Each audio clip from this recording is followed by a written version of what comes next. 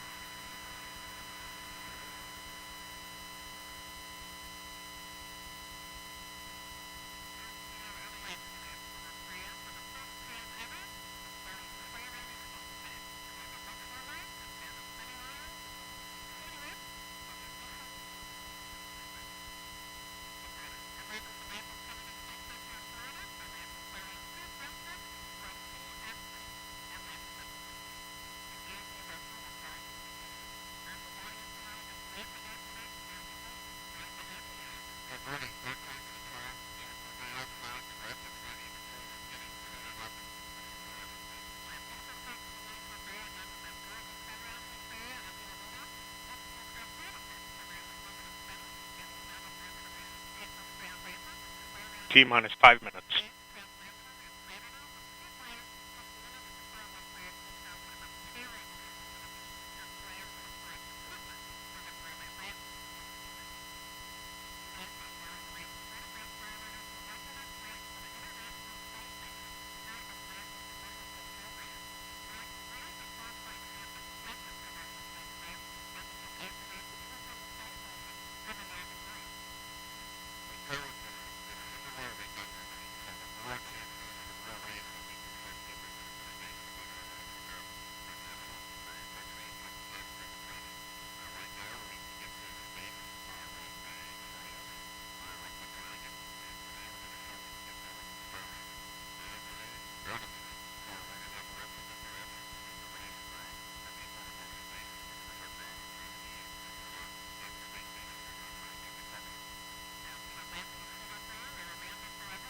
T-minus 4 minutes and holding.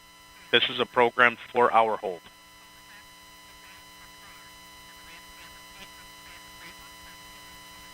LC switch not ready.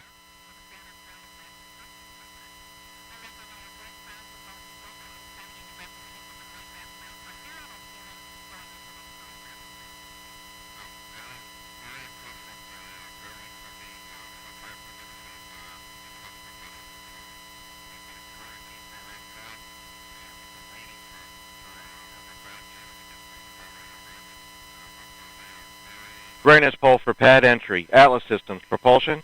System stable. Pneumatics. Tank pressure stable. Bottles at flight pressure. LO2. Copy at flight level. Water. System stable. Centaur Systems. Propulsion. System stable. Pneumatics. Tank pressure stable. Bottles at flight pressure. LO2. Topping at flight level. LH2. Topping at flight level. Has gas. Nominal background levels. Electrical Systems. Airborne. Ready. Ground. Ready. Facility. Ready. RFFTS. Ready. Flight control. Ready. GCQ. Ready. Op support. Ready. Com. Ready. Umbilicals. Ready. Arm control. Deployed and latched. ECS. System stable on GN2. Quality. Ready. Up safety manager. Ready. ULA safety officer. Ready. Spacecraft coordinator. Ready. Anomaly chief. Ready. Range and weather. Ready. Launch director. Ready. Proceeding with pad entry. OSM, turn area warning system lights for complex 41 to flashing amber. Establish CAT access beacon in normal access. Maintain roadblock control and permit blue team to enter the BDA. Roger. Arm control, verify inhibit removed for CAT emergency egress water system. Verified.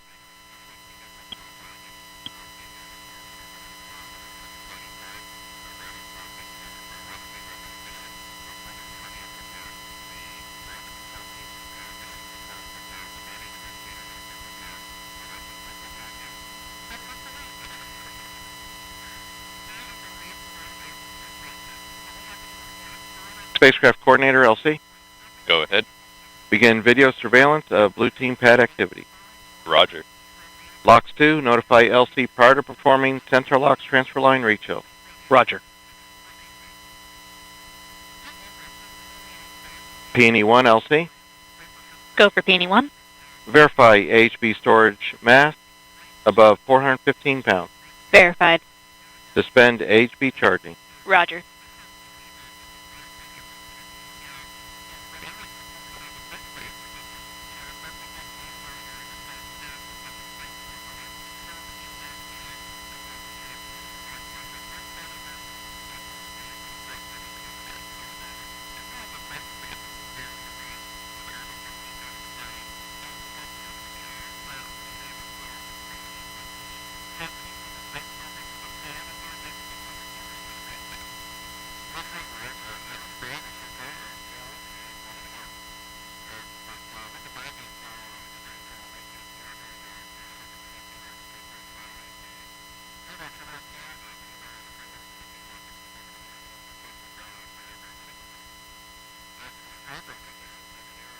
LC, Slick on Channel 1. Go ahead, Slick. And CST 100 commanding is transferred to the MCC, and they're starting their RF activation. Roger.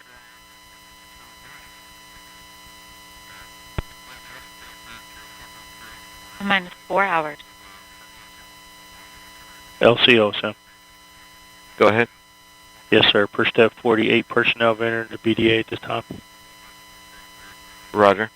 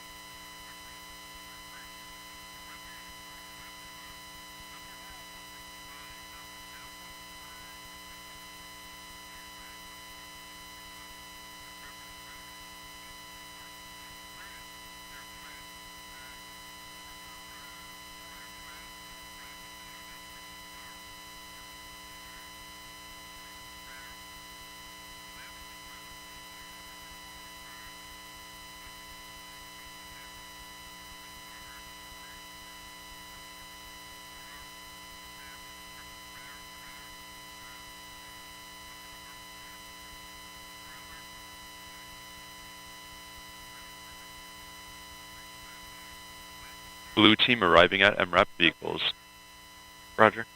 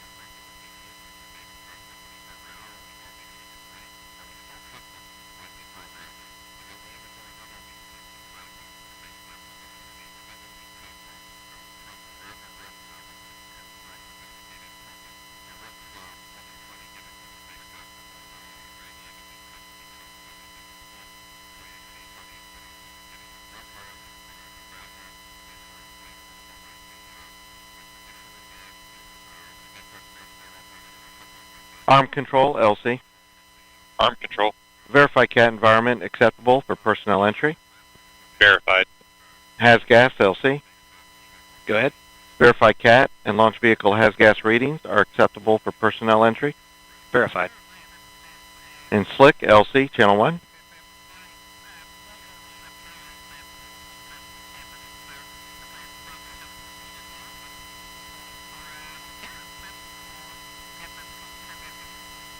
Now minus 3 hours, 55 minutes.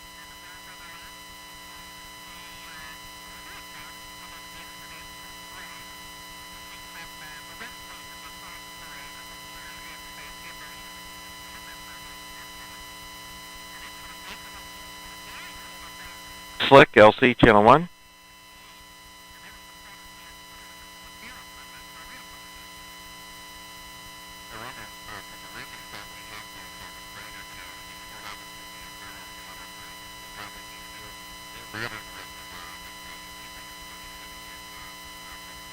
Slick on channel 1. Roger. Verify CST 100 prop system stable and acceptable for personnel entry. Verified. Roger.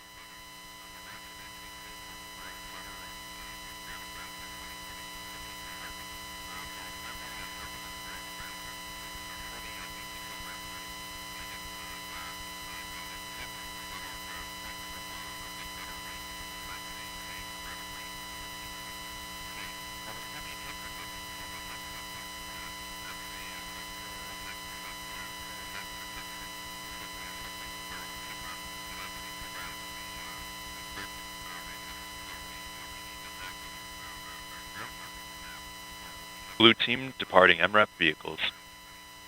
Roger.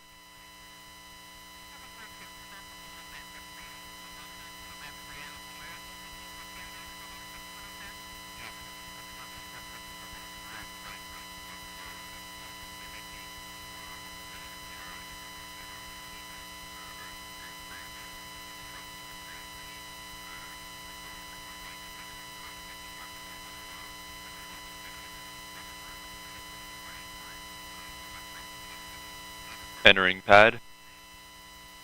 Roger.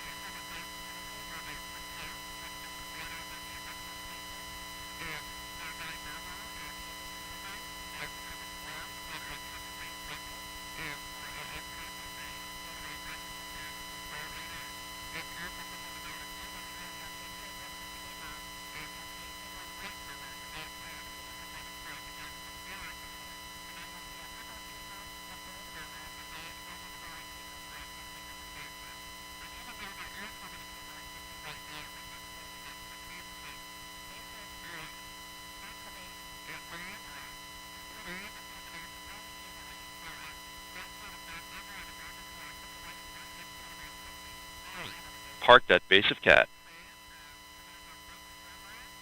Roger.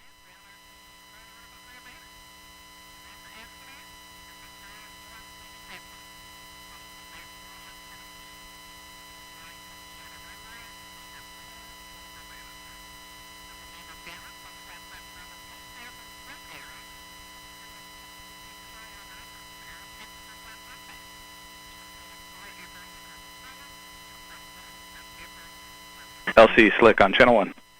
Go ahead. CST 100 forward and return link is now on RF. Roger.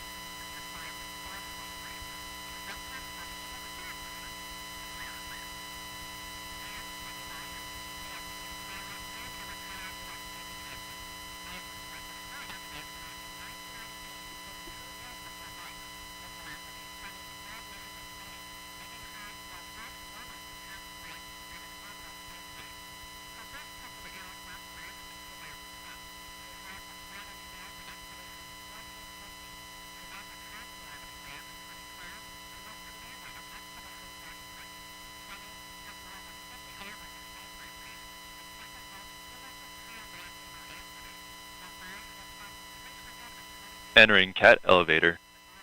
Roger.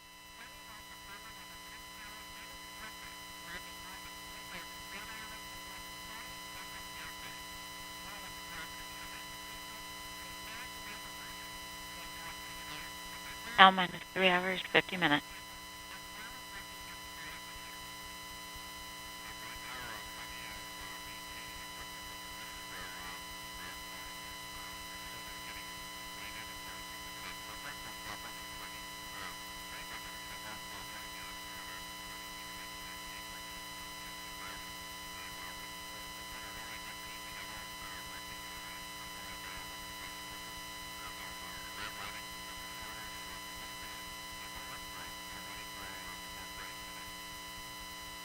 Arrived on level 12. Roger.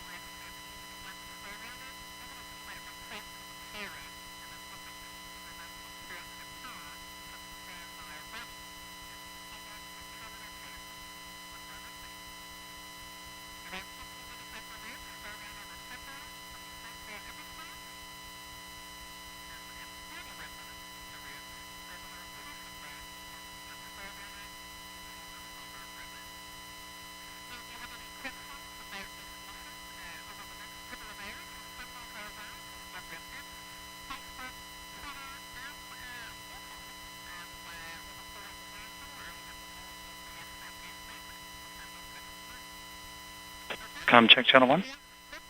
Loud and clear. This is Blue Team Lead per step 100, white room toxic. Blue Team has arrived at cat level 12 performing white room toxic, vapor, and O2 checks. Roger.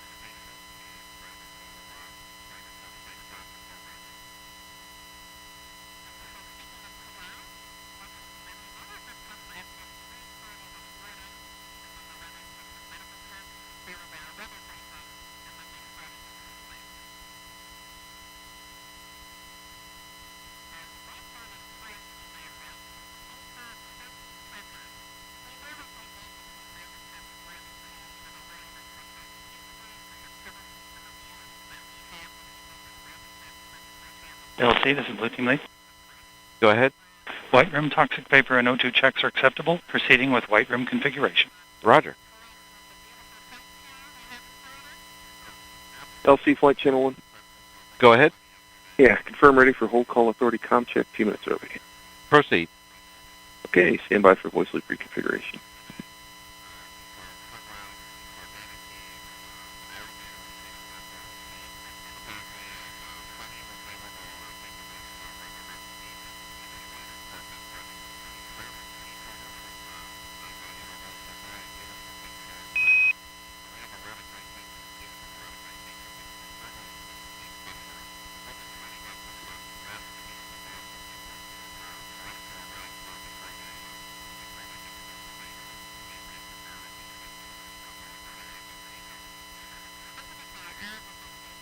LC, SMD, Channel 1 with a comm check. How do you hear me?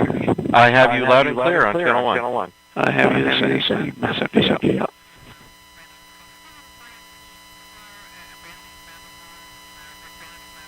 LC Flight, comm check on air to ground 1. I have you loud and clear on Channel 1. Copy. I have you loud and clear on CFT air to ground 1. Please hold call authority comm check. Roger. Roger.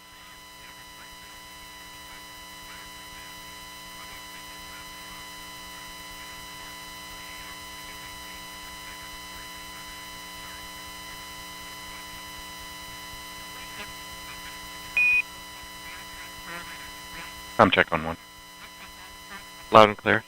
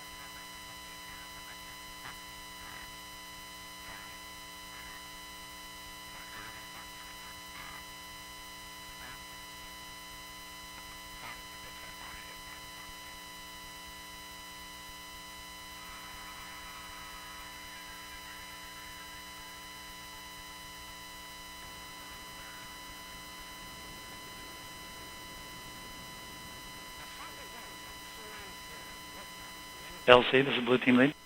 Go ahead. First step 120, white room is configured for CST 100 access. Roger. Slick, LC, Channel 1. Slick. Proceed with CST 100 hatch operations and entry. Roger.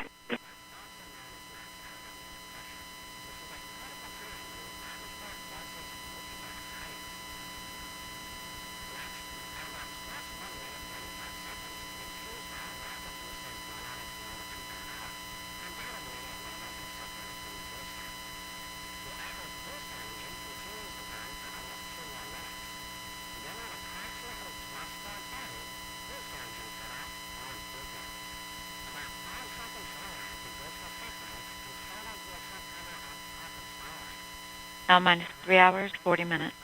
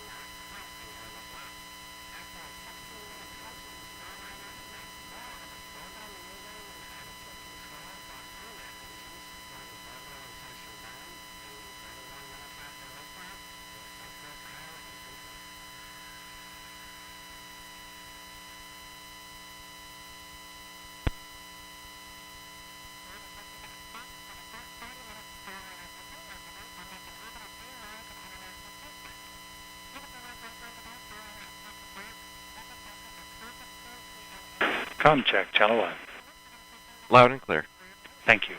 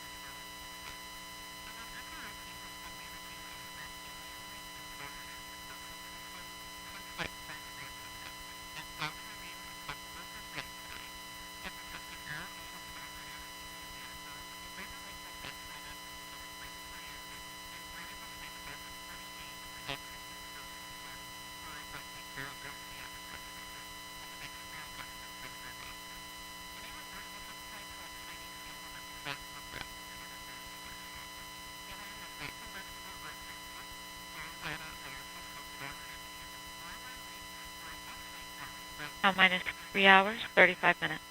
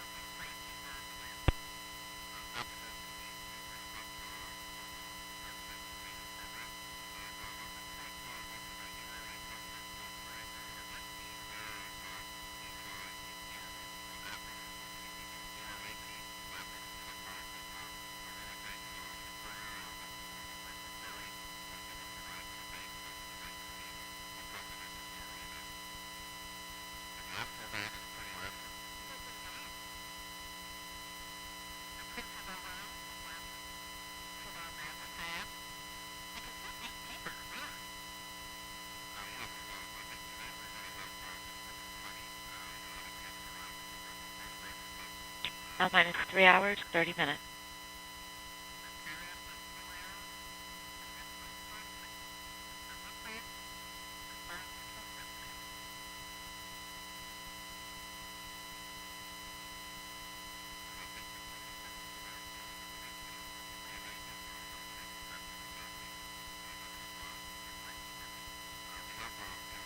Yep, standing by.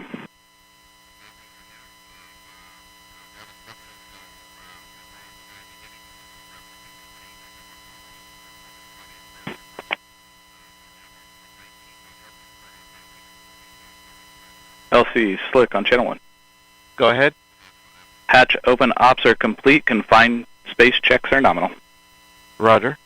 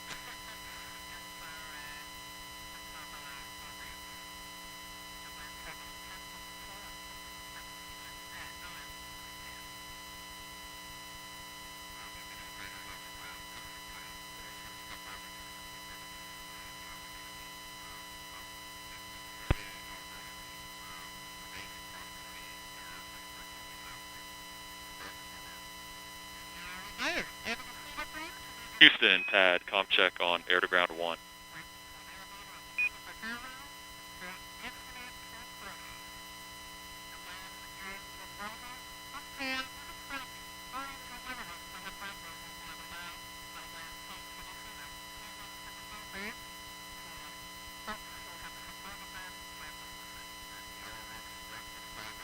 Houston, pad, com check on air to ground 1. Pad, it's Houston, loud and clear, air to ground 1. Copy. I have you loud and clear as well. Thank you.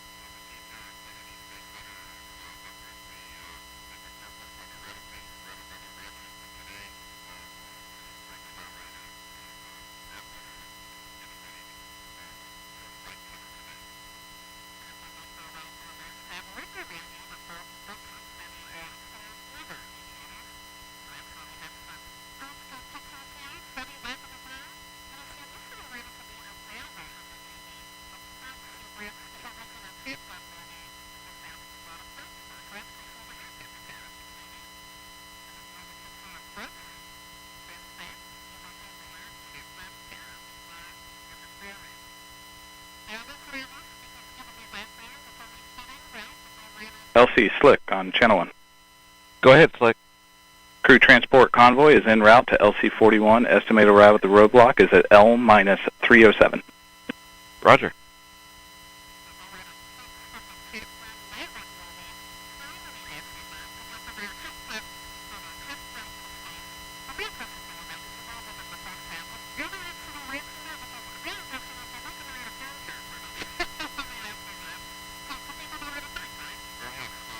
OSM, LC. OSM. Crew transport convoy is en route to pad. Permit entry into FHA. Roger.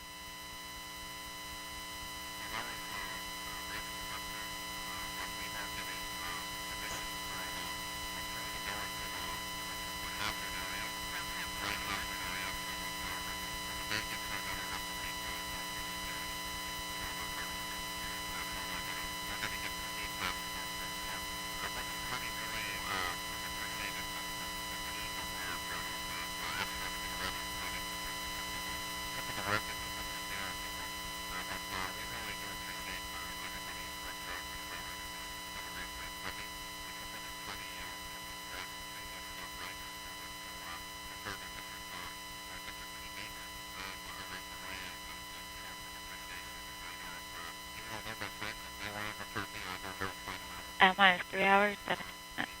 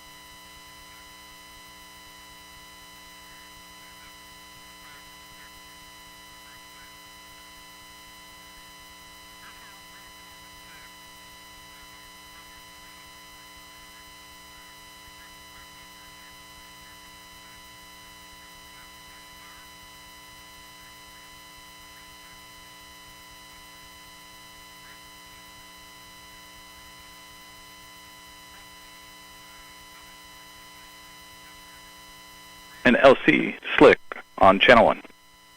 Go ahead, Slick. We're ready for pad support personnel to perform OSC radio comm checks and to proceed to ground level. Roger. Proceed. Roger.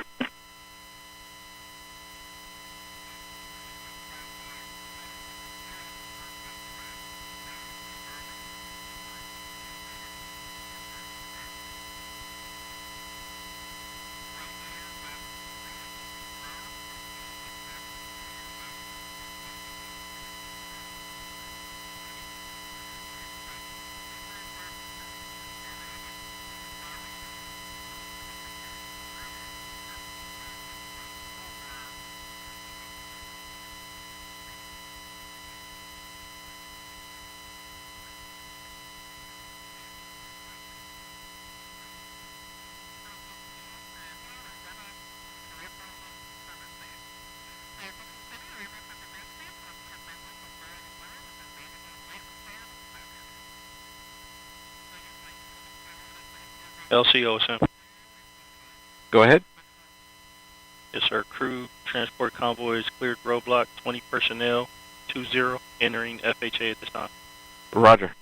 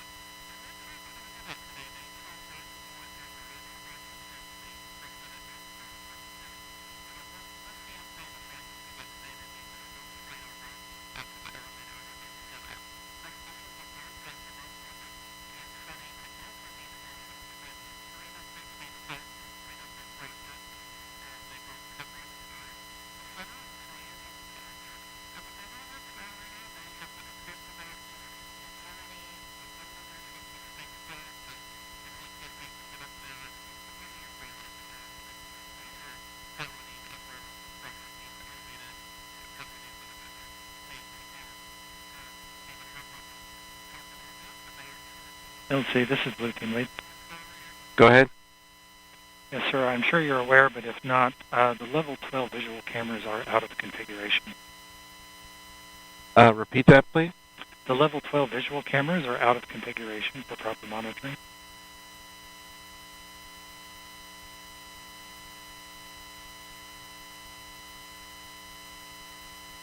So what are you looking for?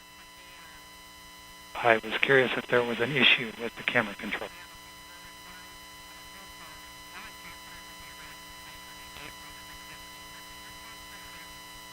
LCOSM. Go ahead. Yes, sir. Crew transport vehicle is entered the pad. Roger. Crew is clear to proceed to level 12. Roger.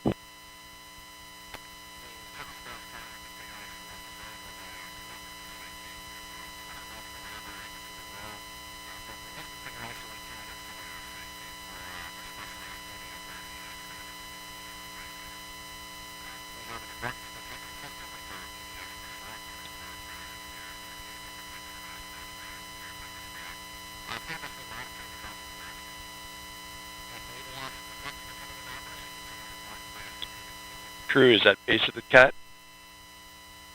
Roger.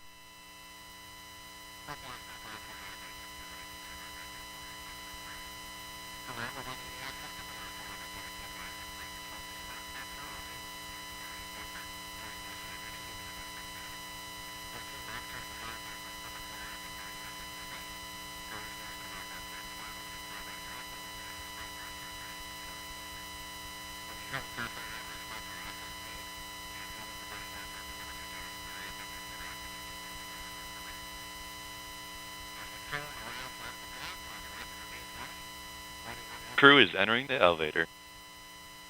Roger.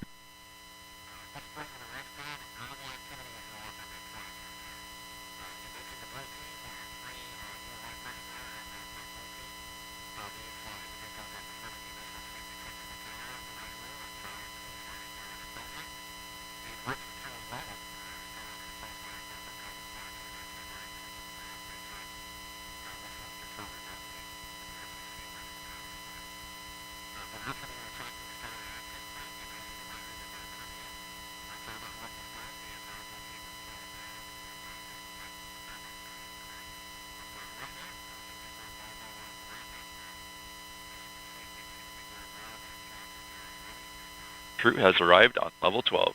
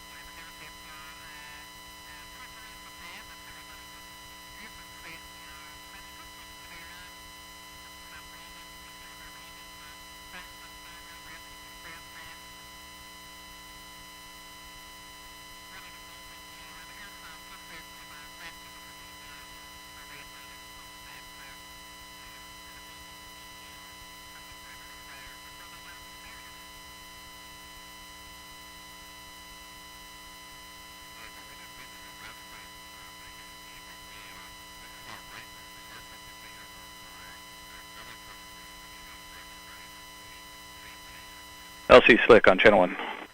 Go ahead. Crew is on cat level 12. We can release the CTV back to the fallback area. Roger.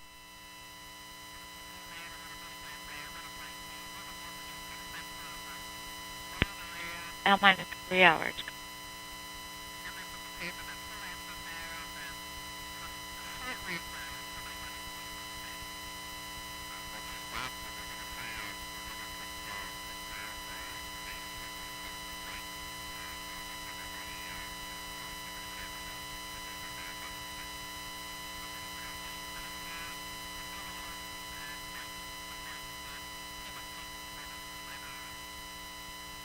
And OSM LC. OSM, go ahead, sir. Roger. Okay, I see the CTV backing up now.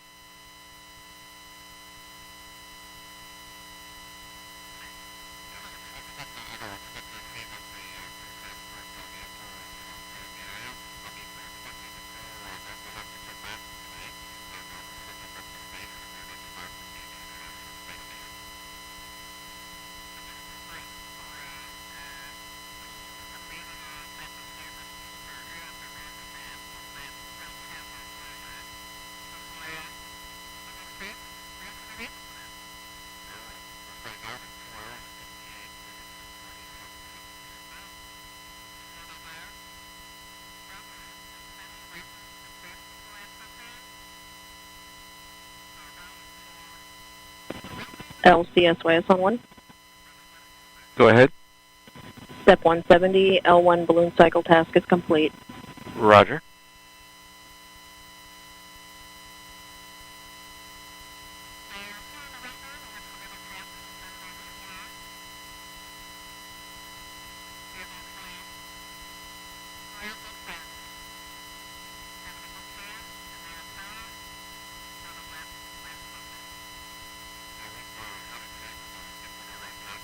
CTV has departed the pad.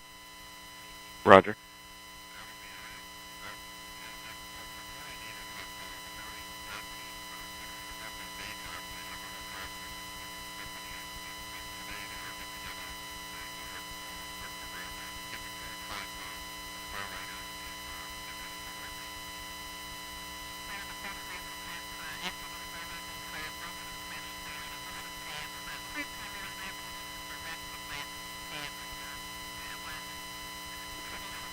And OSM LC. OSM, go ahead, sir. Roger. Please advise the CTV they are clear to proceed to the south fallback. Roger.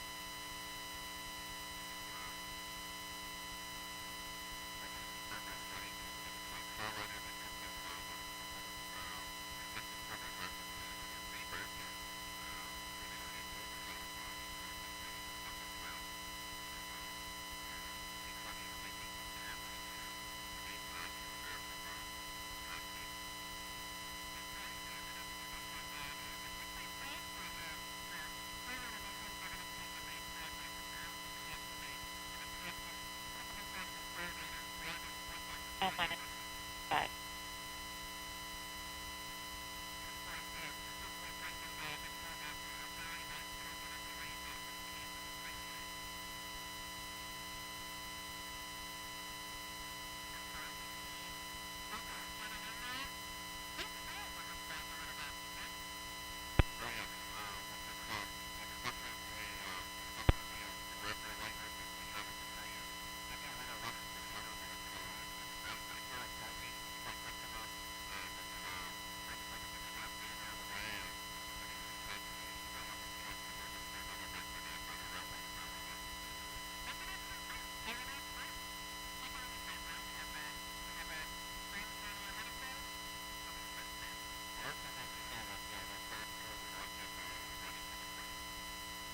LCO.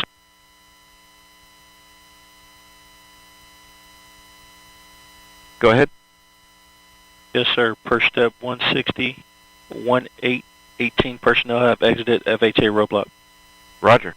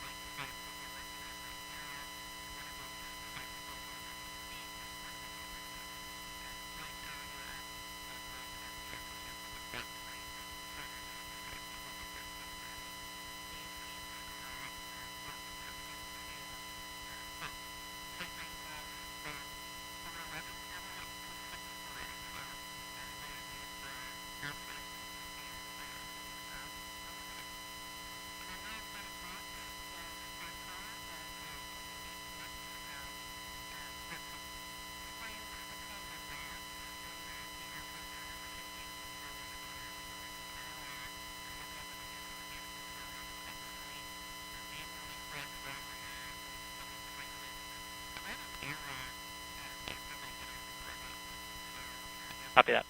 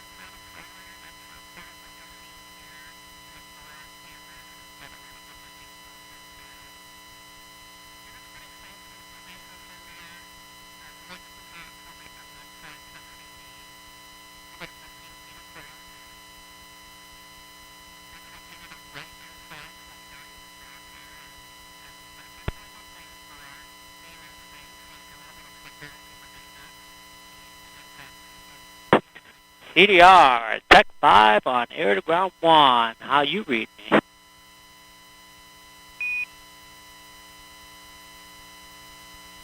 CDR, got you loud and clear. How many?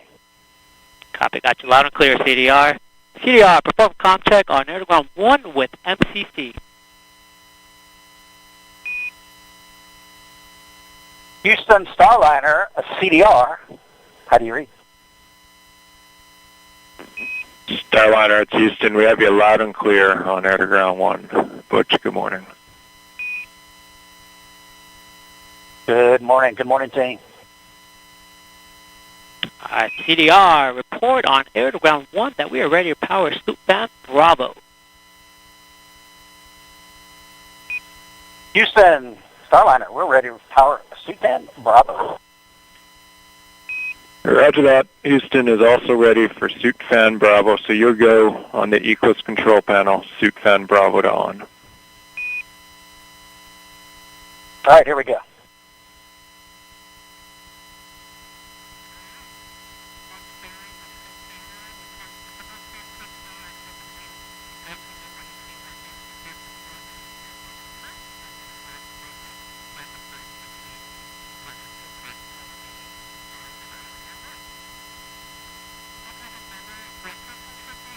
CDR, confirm go airflow. Good airflow.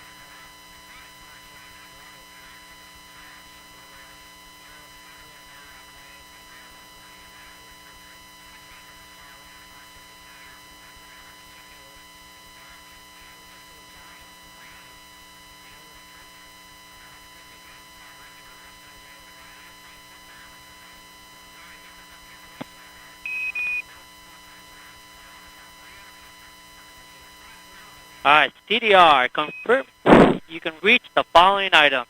Rotation handle control.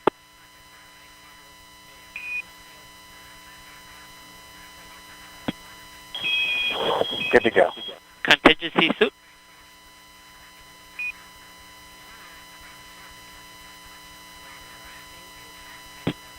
Good.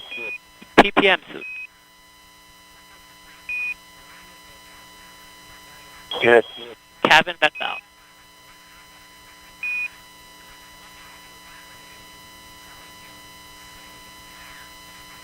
Light 1, and I'll help you as needed.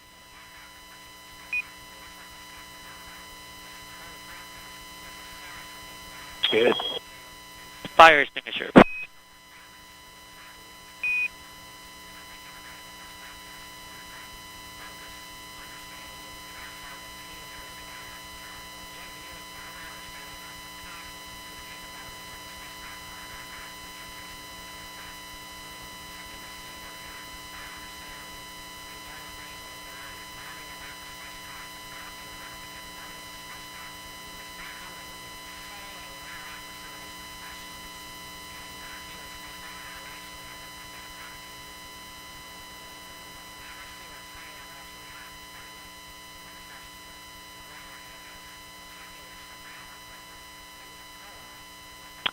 Need disconnect.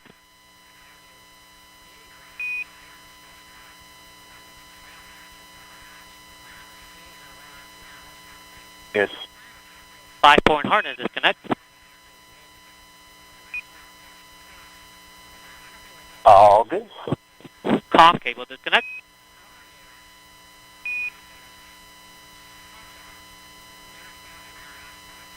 Very good. Air umbilical disconnect.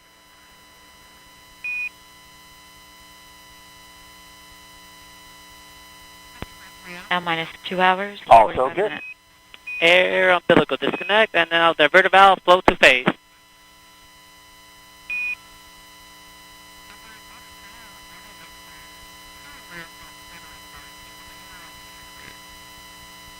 Okay. TSC 4 counterclockwise.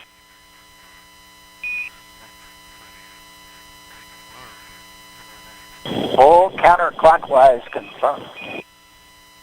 Your AE checklist. Good. All right, CDR, report on air-to-ground 1 that we already performed sucrose leak check. And Houston, Starliner, ready to perform CDR sucrose leak check.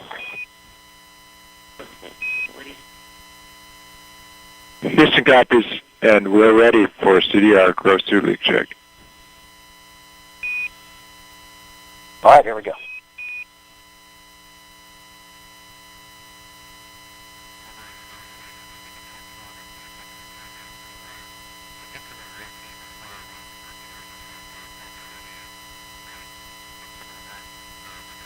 All right, CDR, report good airflow. I have good airflow. All right, CDR, perform gross leak check. Push and hold DSC. Push and hold, here we go.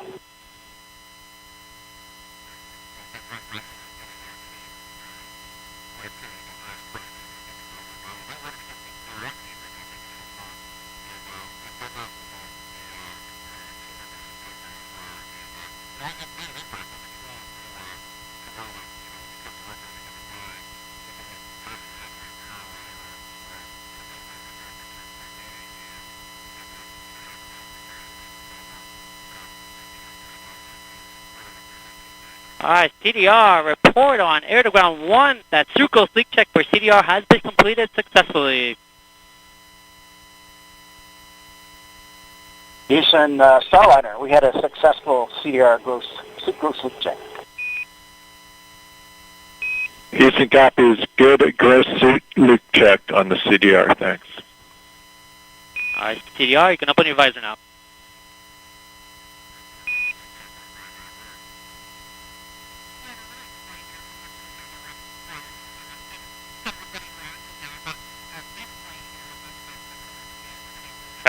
Tech 6. Go Tech 6. Hey, getting ready to hand out switch covers. Copy. Stand by.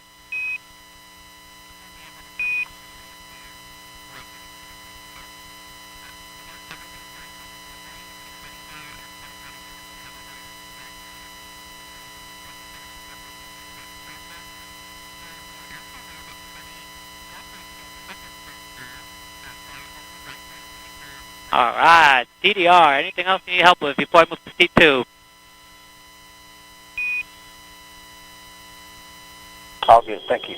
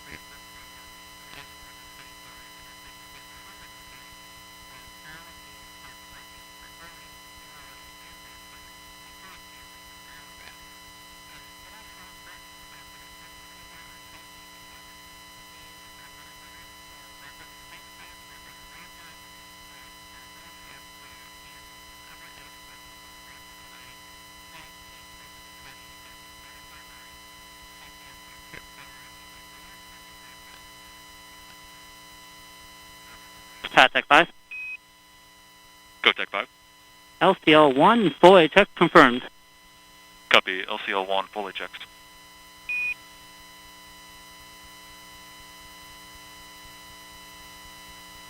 Patek 5.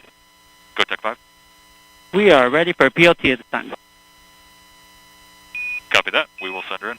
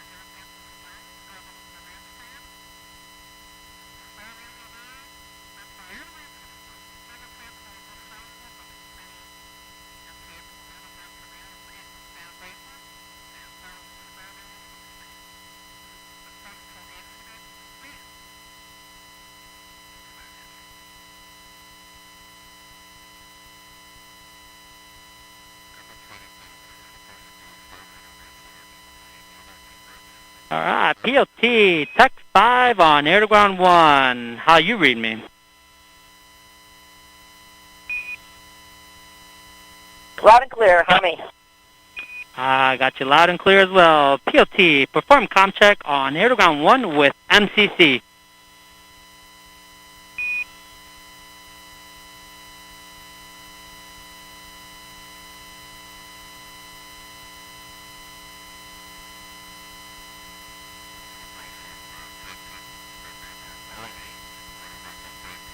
Houston, PLT, air to ground 1. Comm check.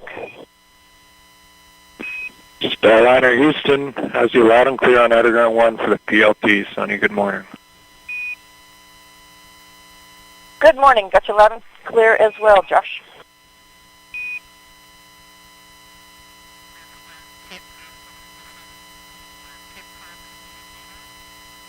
PLT, confirm good airflow.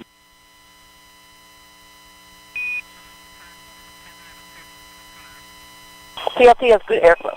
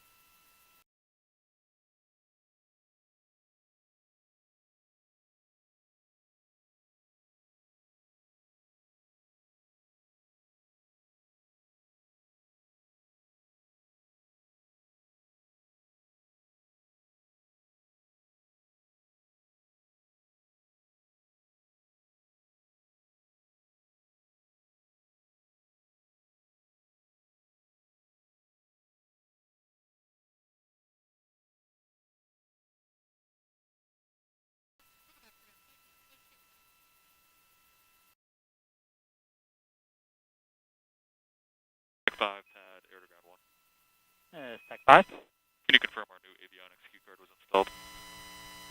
New avionics key card installed and old one has been put back in the PLT bag. Pad copies. PLT, confirm you can reach the following items. Crew reach aid. Check. Knee disconnect.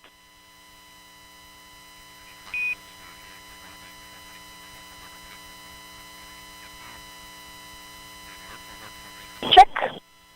5-point harness disconnect. Check. Comm cable disconnect.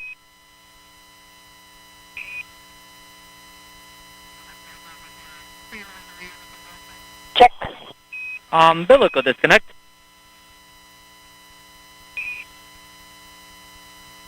Check. Diverter valve, flow to phase. Check. DSC, full counterclockwise.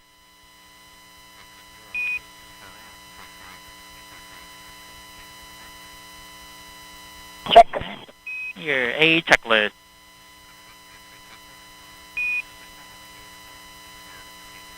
Check. Alright, PLT, report on air to ground 1 that we are ready to perform sucrose leak check. Houston, PLT is ready to form the suit gross leak check. Houston copies, we're ready. Suit gross leak check on the PLT.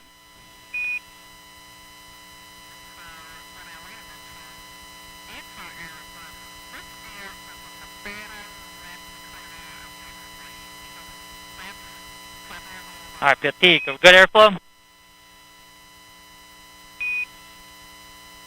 Good airflow.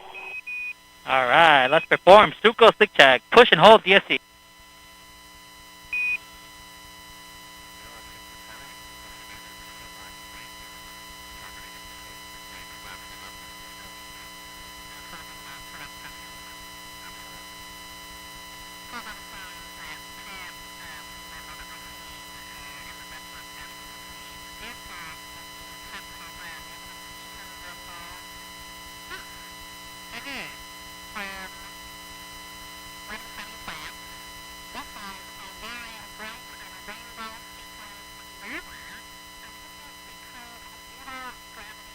Alright, PLT report on air to ground 1. The Suco leak check for PLT has been completed successfully.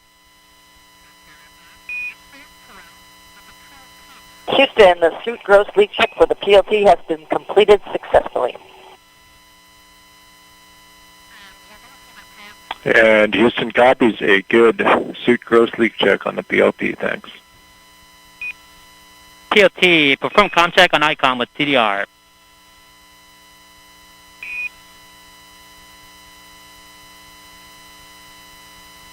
Alright, you can open your visor now.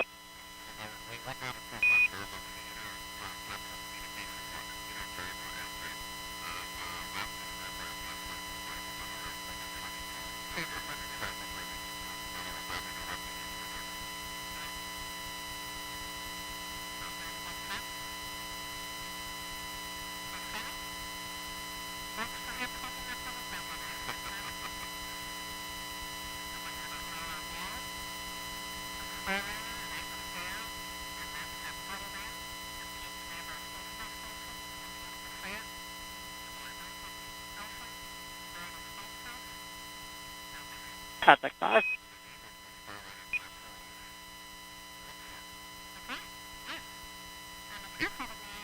Go Tech 5. Confirming both accelerometer for CDR and PLT are still on. Copy. Accelerometers remain powered.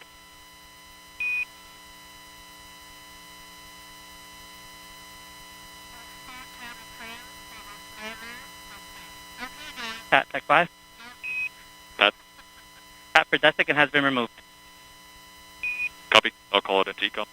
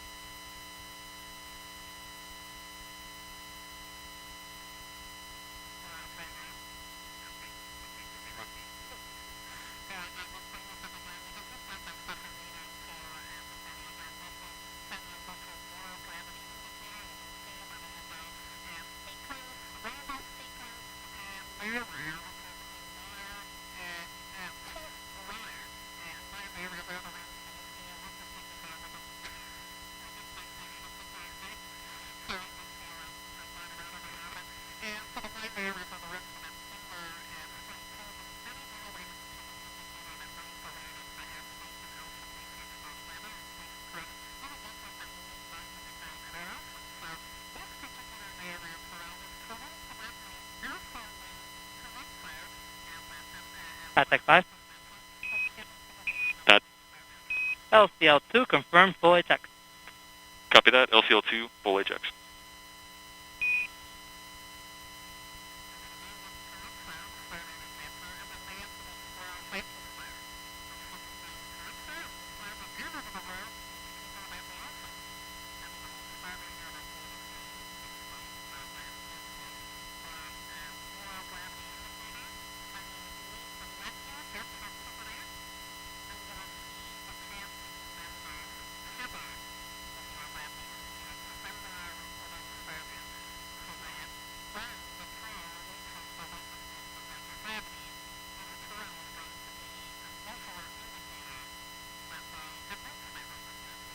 Alright.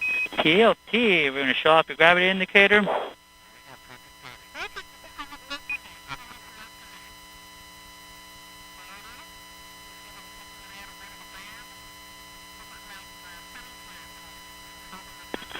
Starliner crew, always an honor to strap in, my friends. Anything else you need help with before we leave and close the hatch?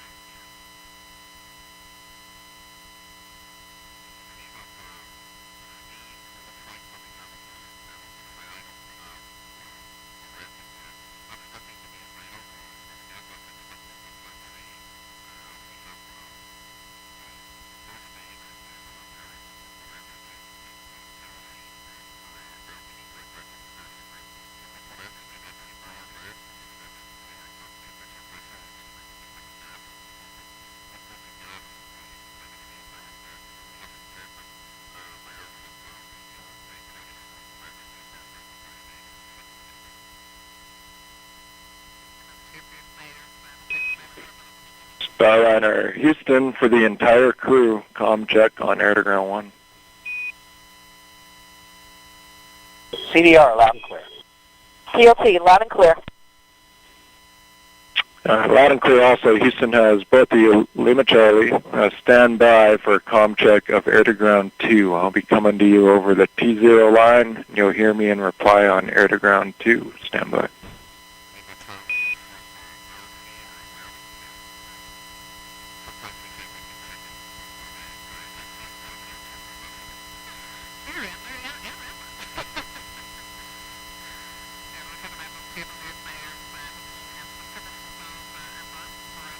CLT, loud and clear. Air to ground 2.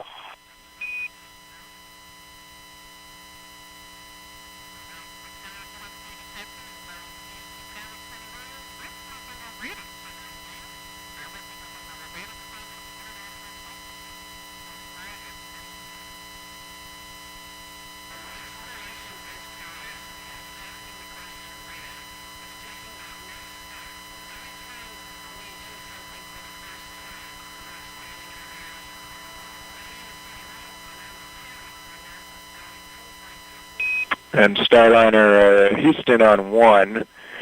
I'll give you a countdown, but in about 25 seconds, it's going to be L minus 2 hours, 20 minutes, and 30 seconds. L minus 2, 20, 30 in 10 seconds.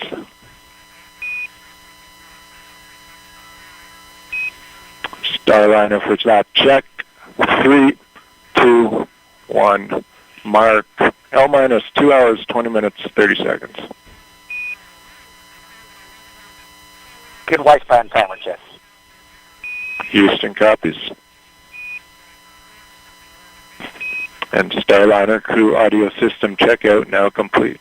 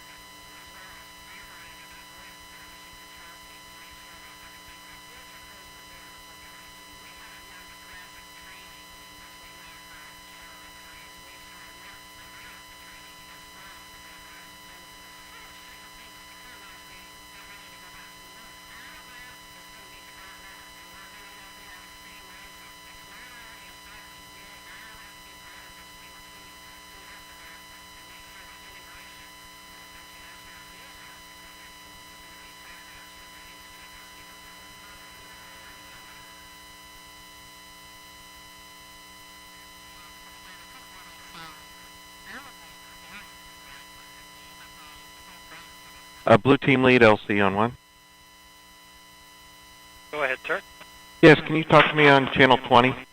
Yes, sir.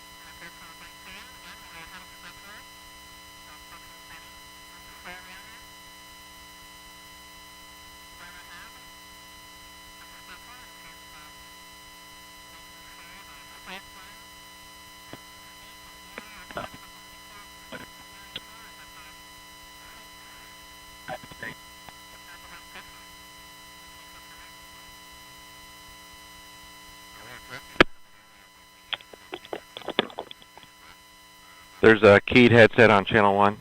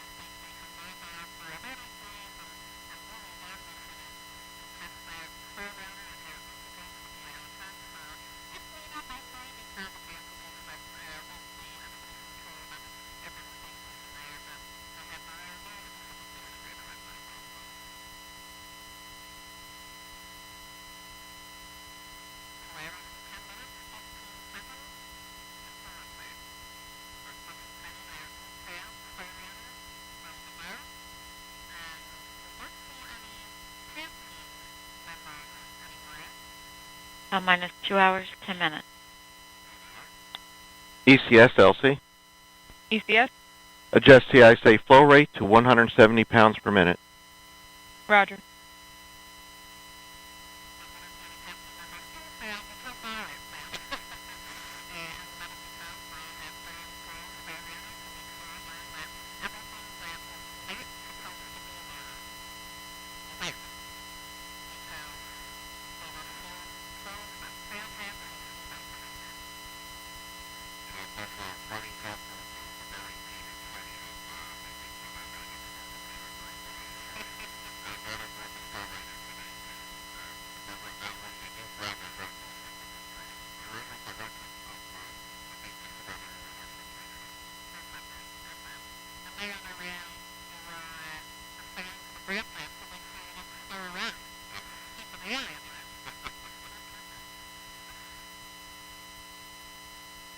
Keep it in the area.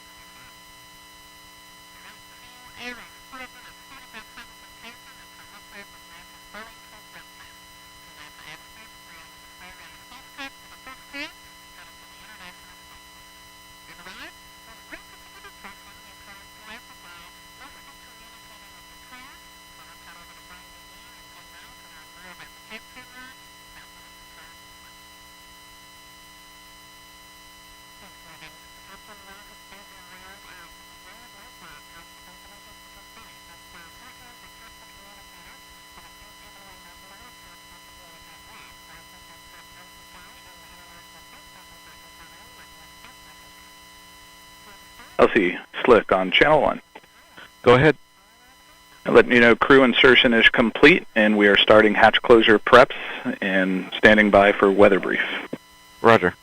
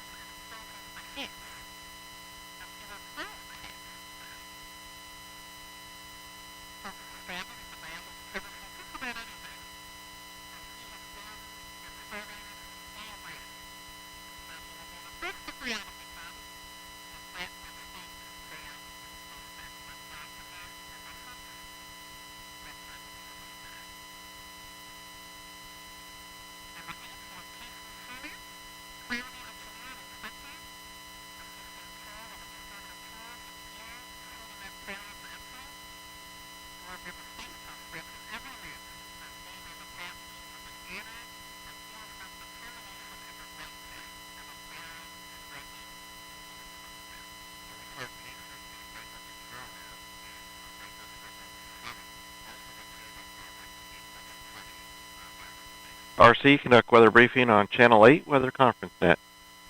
Roger.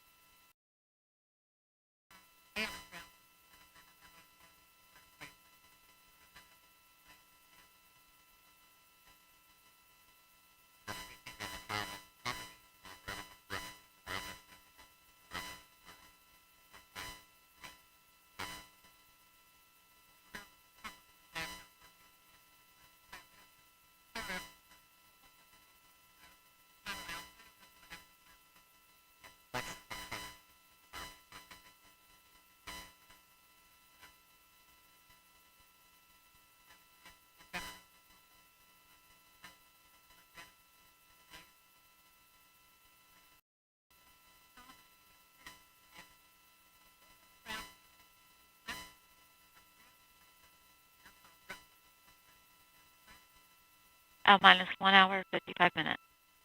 ECS-LC. ECS, Adjust the ISA temperature to 145 degrees Fahrenheit. Roger.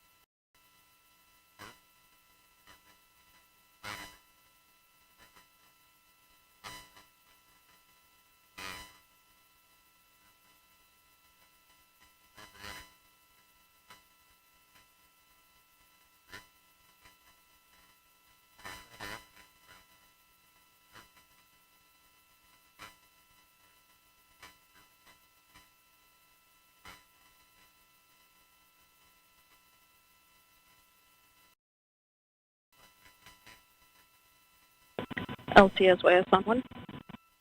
Go ahead. Step 200 L2 balloon cycle task is complete. Roger.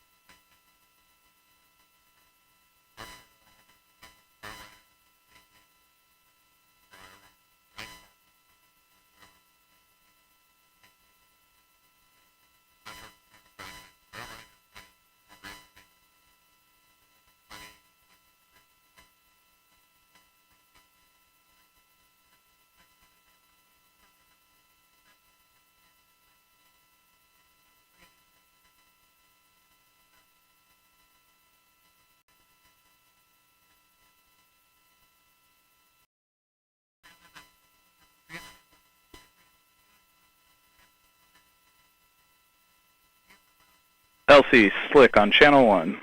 Go ahead. Ready for hatch closure and pre-launch leak checks. Roger. Proceed with hatch closure.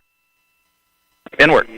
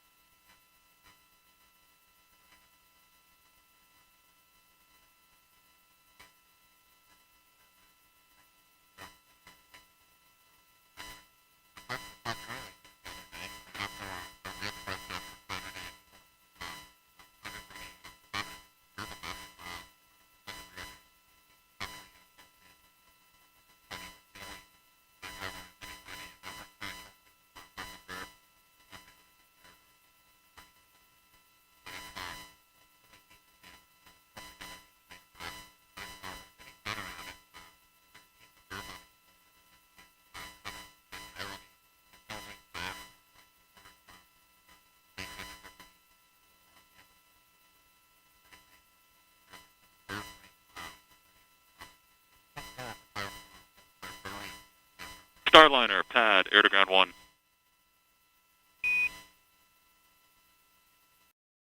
Pad Starliner, go ahead. Starliner, be advised, we've been given a go to proceed with final hatch closure. We are ready. See y'all smiling faces in several weeks. Copy that. We're smiling out here too. See you in a couple weeks.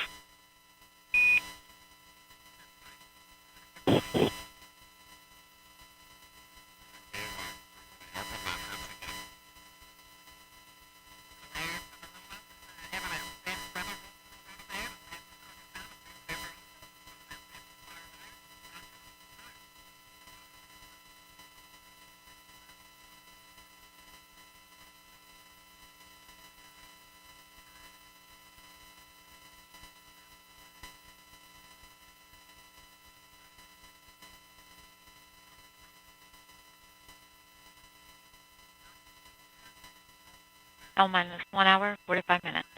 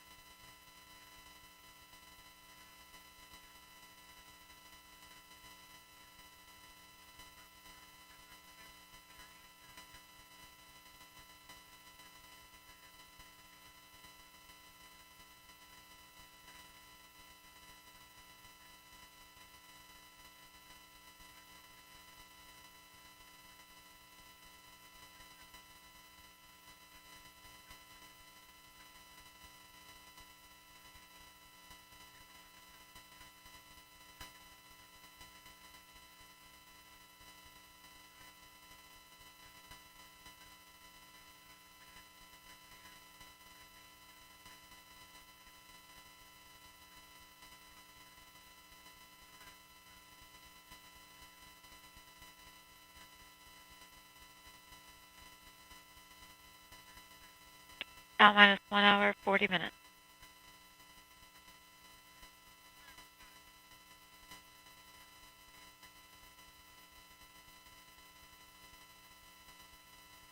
LC Slick on channel 1. Go ahead. Hatch closure complete. Roger.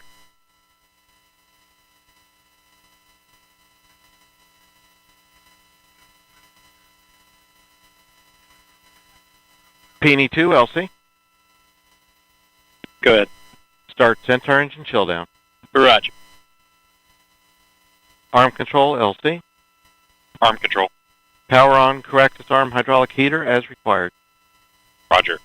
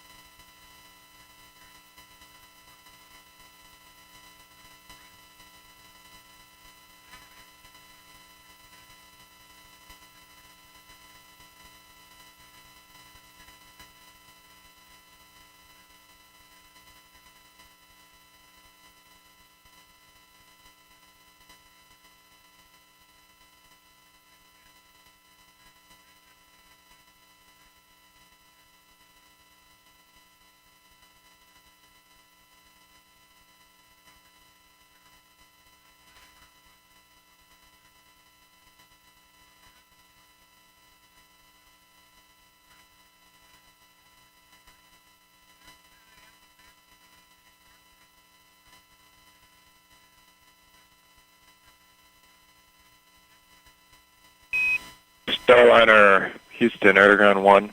We're ready for pre-launch cabin leak checks. You can prepare for cabin pressurization per your checklist and configure the HIU Vox sensitivity knob to maximum.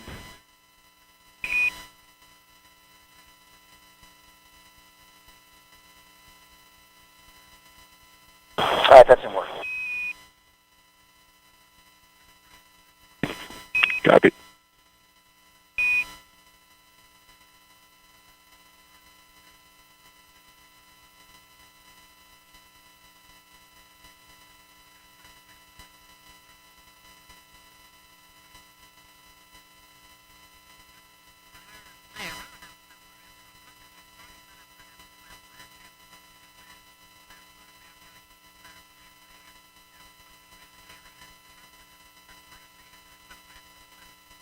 LC Peony 2. Go ahead. Centaur engine chill down initiated. Roger.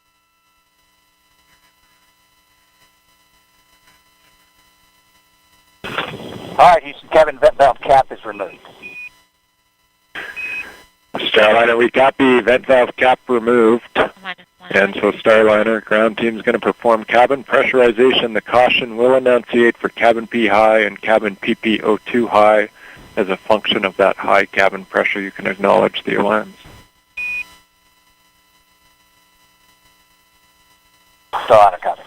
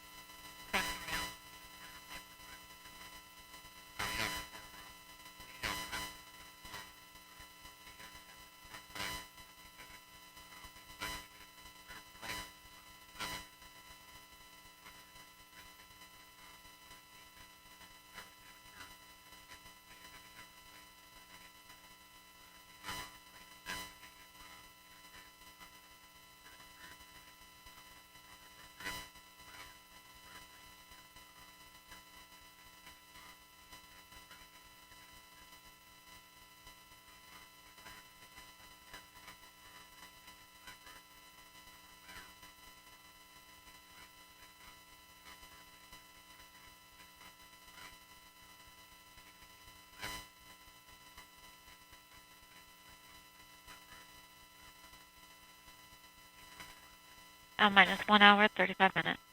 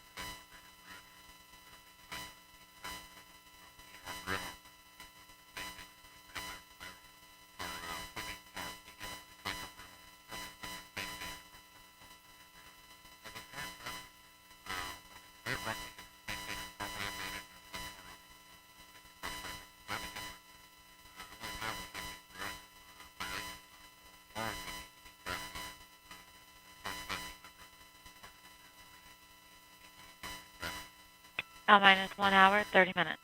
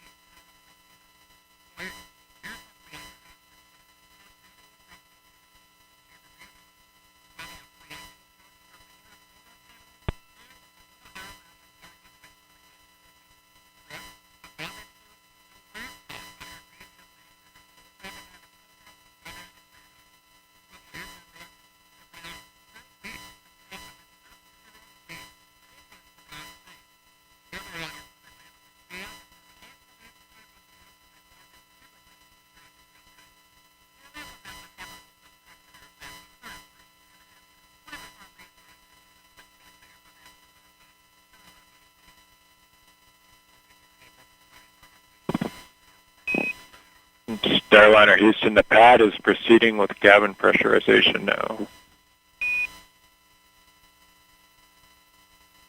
Copy.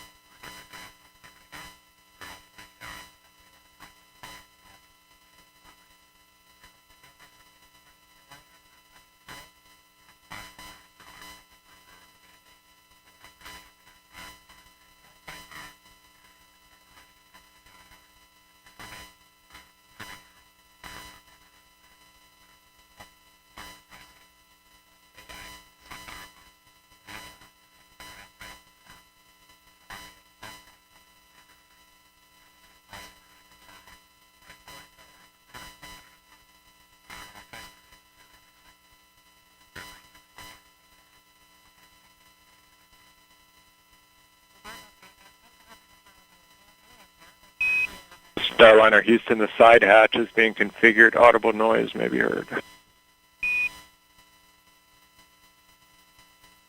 Starliner, copy.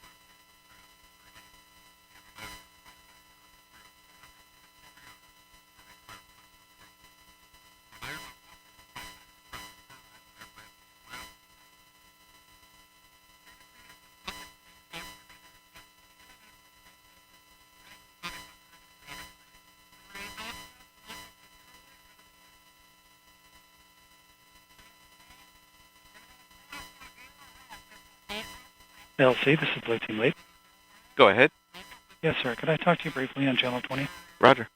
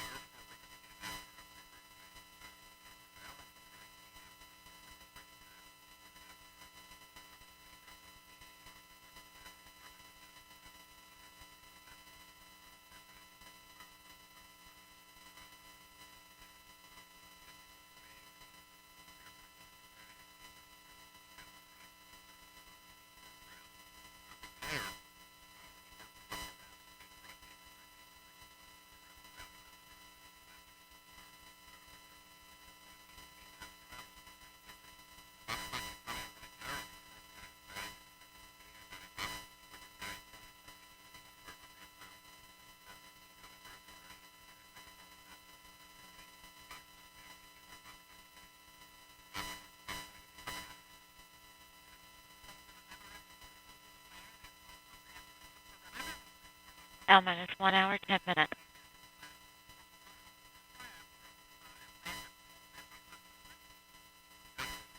RC, verify range ready for FTS open loop test. Verified. FTS LC, This is FTS. start final open loop FTS test. Roger.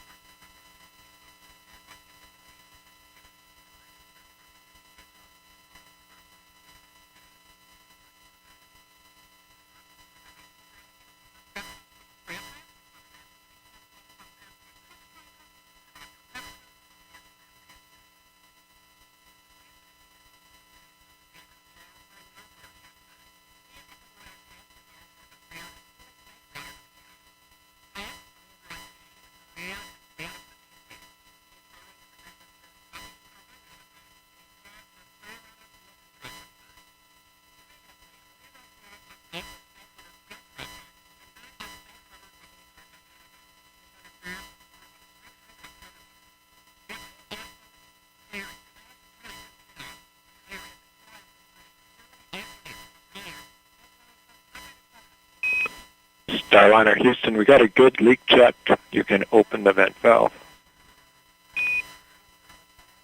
All right, copy. Good leak check. Vent valve is coming up. Roger.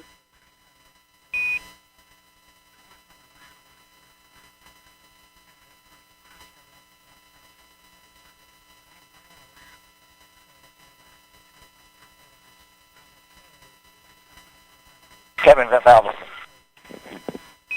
We copy, vent valve open.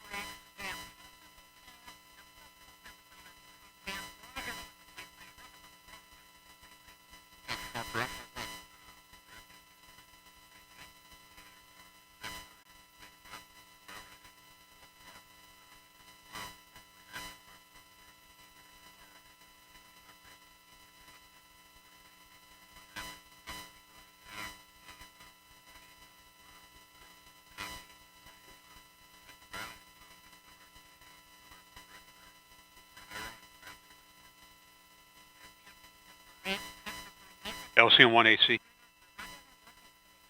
Standby AC.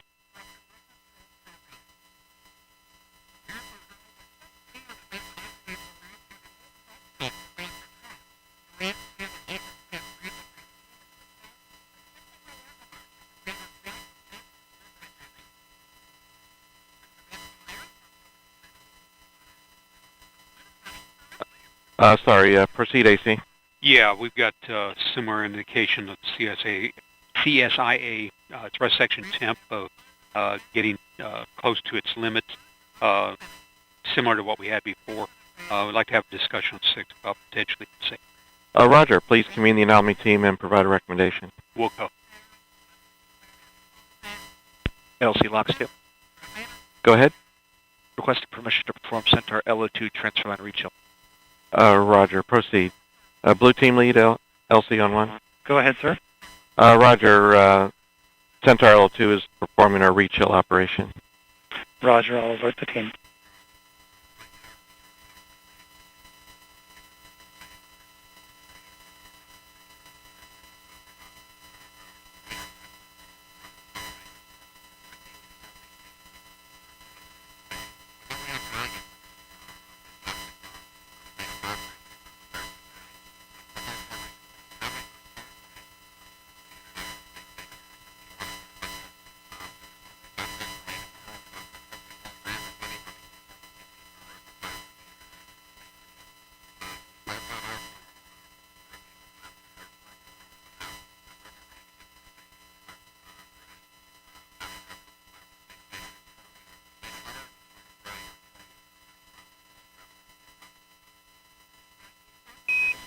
Starliner, we have a good cabin vent. You can close and cap the vent valve per your checklist. Configure the HIU Vox sensitivity knob to desired levels. Copy that, in work.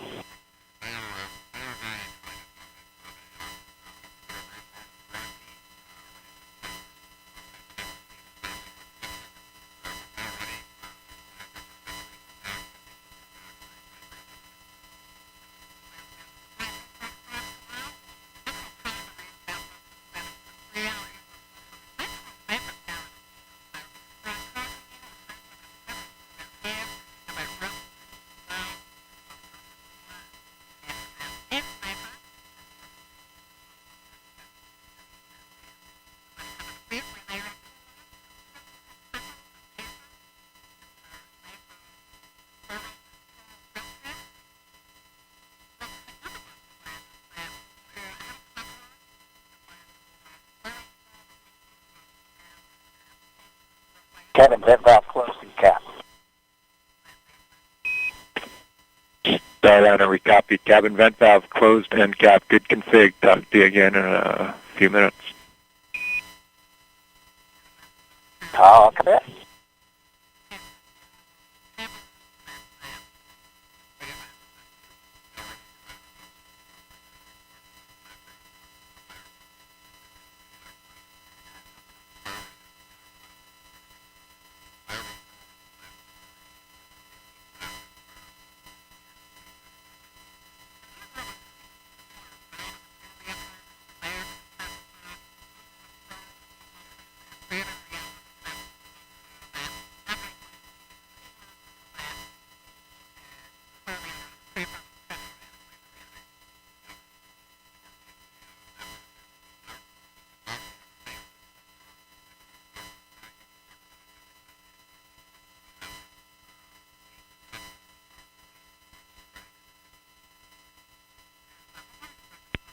L minus 1 hour and 1 minute.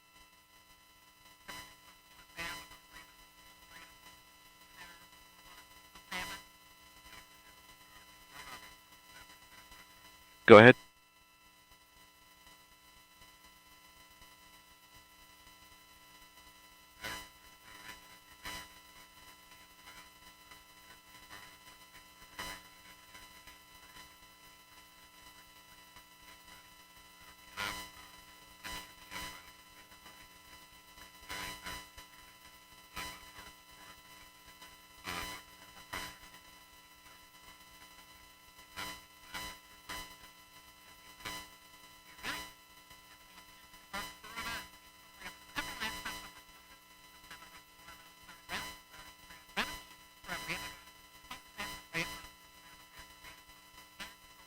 LCM1 AC.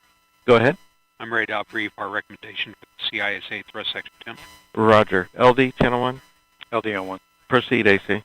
Okay, as noted, the trend on this temp is very similar to what we saw the other day. All the other end-item components are well within band, so to avoid nuisance alarm at a bad time, we're going to recommend that line item 390 be disabled.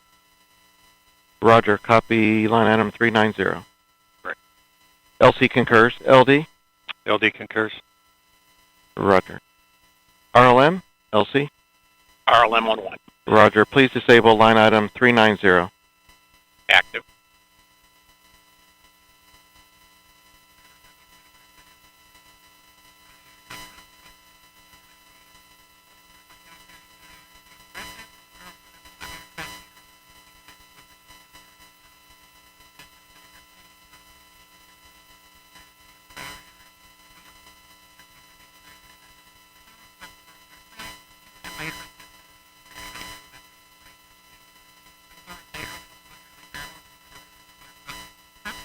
LC on 1, this is RLM.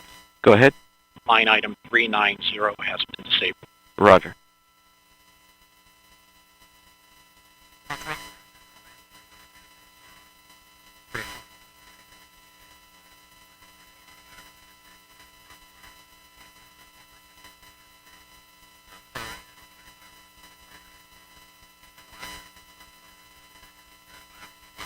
LC, this is FTS. Go ahead. Yes, Operation 55, Step 270, FTS open loop test is complete. Roger.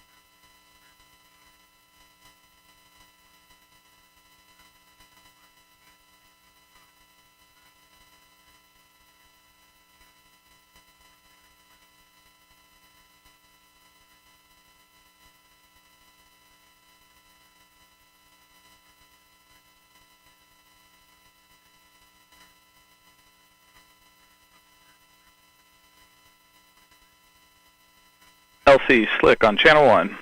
Go ahead, Slick. CST 100 pad operations are complete and ready to configure the White Room for launch. Annulus purge was disconnected at 1354 Zulu. Roger. Blue team lead, LC. Go ahead. Perform toxic vapor and O2 checks when raising the environmental seal and configure White Room for launch. Roger.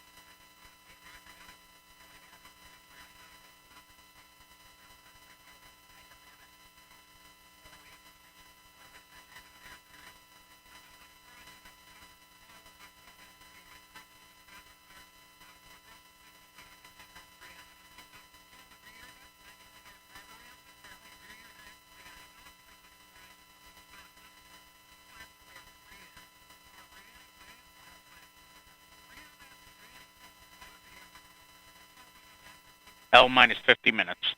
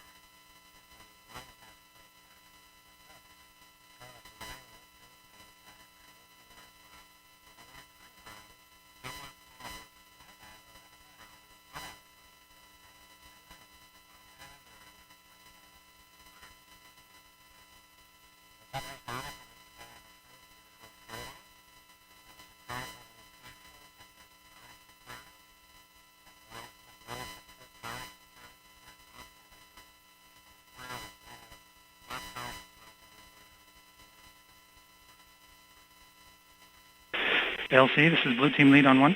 Roger. Environmental seal has been raised and White Room is configured for launch. Blue Team is ready to clear the pad. Roger.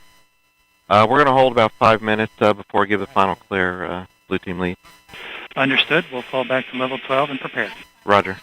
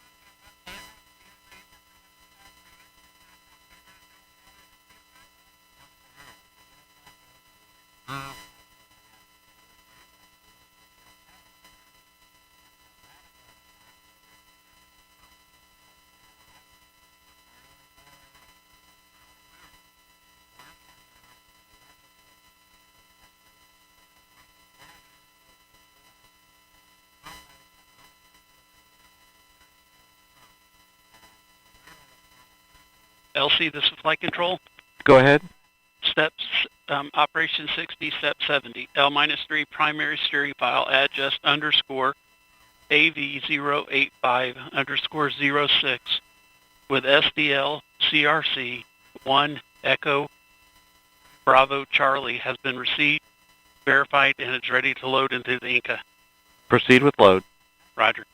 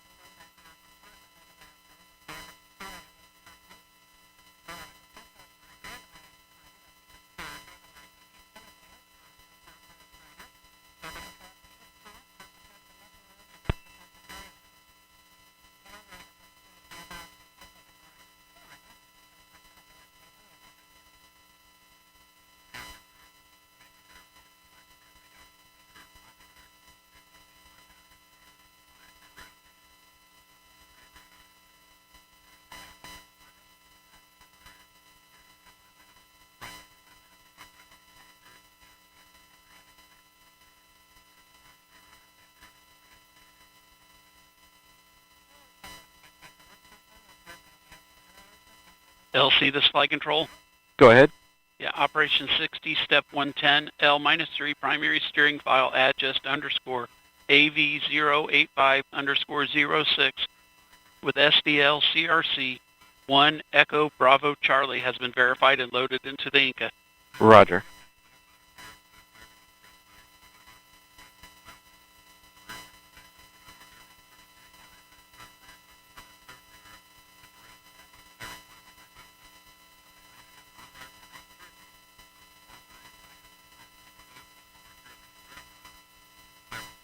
Blue team lead, LC. Go ahead. Clear the blue team to the FHA roadblock. Roger. OSM, LC. OSM. Clear the flight hazard area, turn area warning system lights for complex 41 to flashing red, and sound the area warning horn after the crew vehicles leave the area. Roger.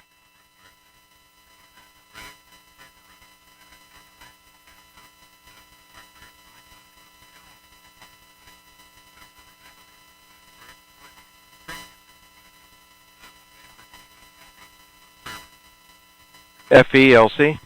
Go ahead. Disable CAT TVM system monitoring. Roger.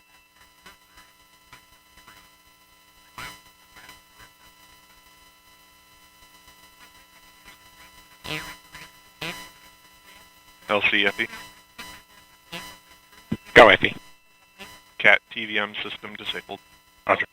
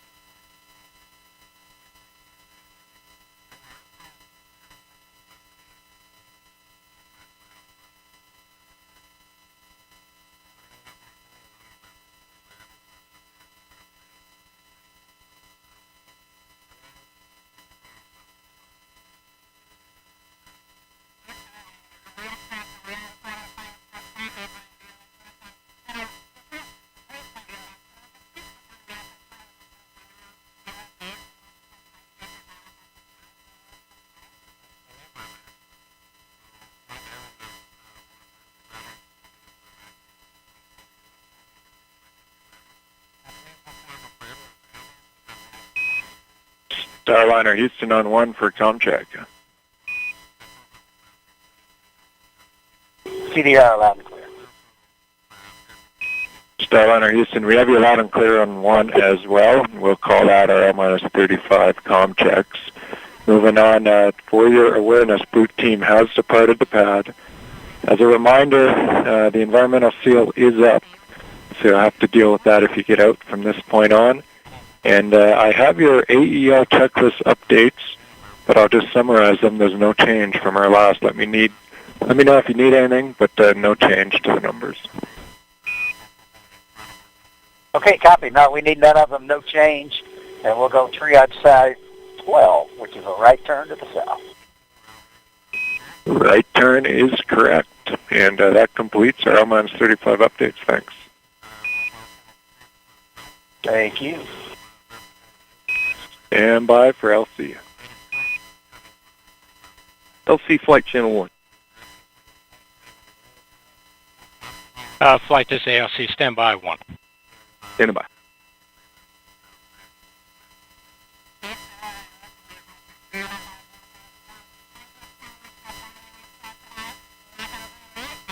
Go ahead, flight. This is LC on 1. Yeah, ready for comm check on CST Underground 2? Roger. Here we go.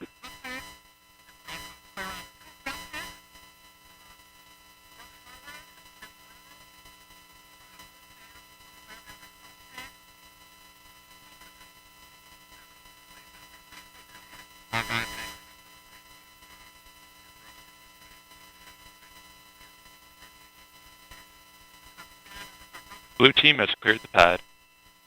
Roger.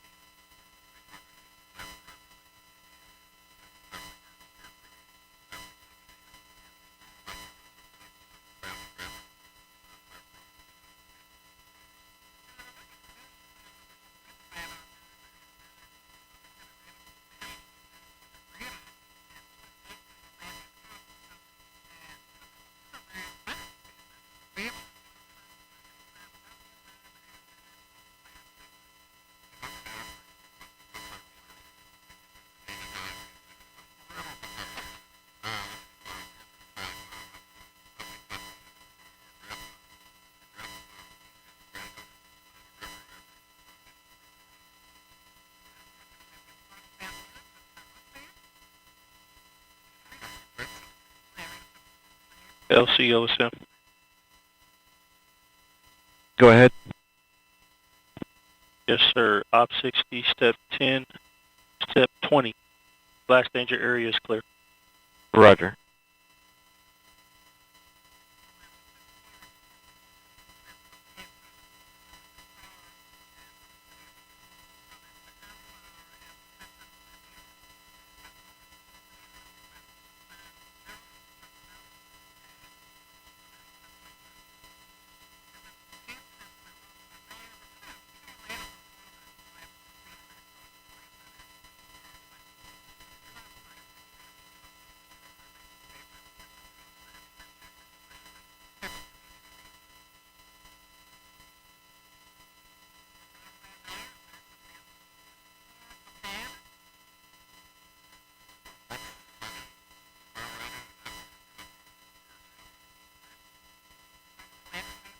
LCOSM.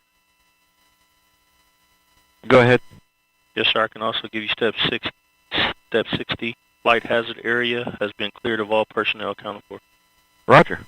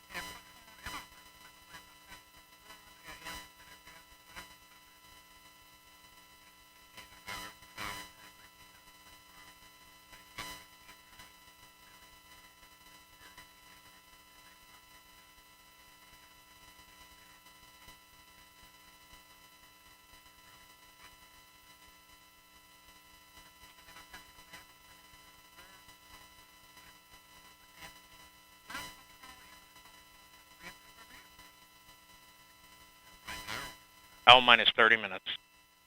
RC, conduct weather briefing on Channel 8 Weather Conference Net. Roger. Arm control, start arm hydraulic final preps. Roger. LOX 1, perform pogo suppressor charge. Roger. Prop 1, perform RD180 transducer converter calibration. Roger. P&E 2, perform Centaur LH2 SVV cycle test. Roger.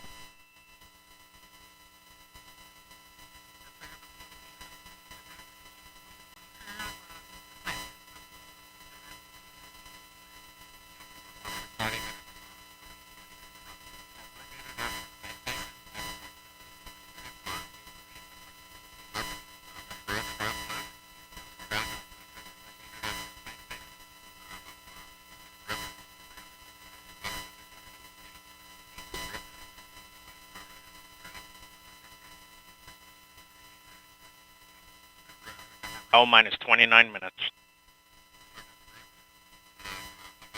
Yes, I remember watching L minus 29 minutes.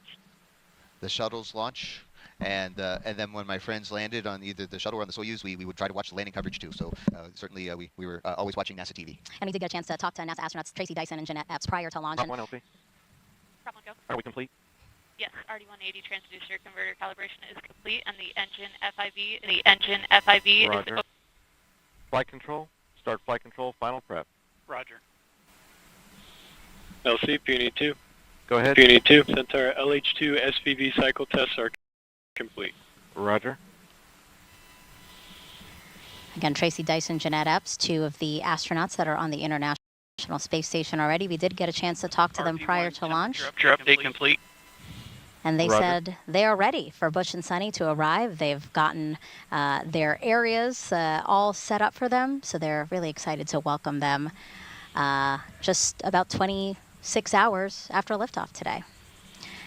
Again, 27 minutes, 53 seconds and counting until liftoff of Butch and Sunny, the first two to fly Boeing's Starliner capsule to the International Space Station. Let's go over now to Brandy and Jim inside Mission Control in Houston. Thanks, Megan. Lead Crew Flight Test Flight Director Mike Lammers is getting ready to poll the flight control team here in Houston for a go or no-go, verifying that all of Starliner systems are ready for launch. Everything is looking good at the moment, and Lammers will use this poll to determine his own response to the final go, no-go poll by the launch conductor just before liftoff. Once we do get into the terminal countdown time frame, there are a few major activities that the team will oversee. The first is Starliner's transition from ground power to battery power. That comes about 18 minutes before launch, and we leave it as late as possible so we can launch with those batteries as... Go ahead. Arm hydraulic final preps are complete. Roger. L minus 27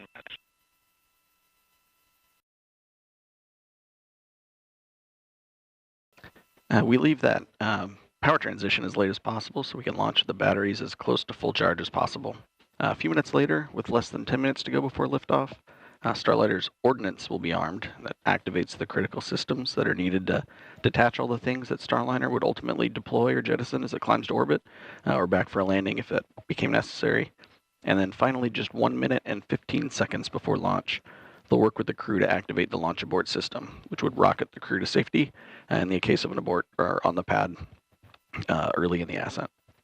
This will likely be the last you hear from us until liftoff. So we are going to send you back to the team in Florida to let Megan, Dee, and Mike see us through the rest of the countdown. Go Starliner. Now let's take a closer look at Starliner, the next generation crew capsule that you see atop the Atlas V rocket there on Launch Pad 41 on Cape Canaveral Space Force Station.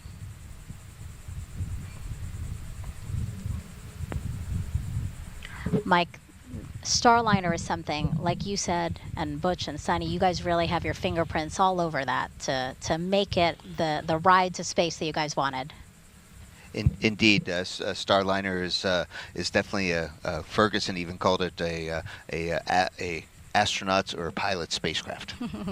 And so that next generation crew capsule, it measures 16.5 feet tall with a diameter of 15 feet. That's about the size of a mid-size SUV.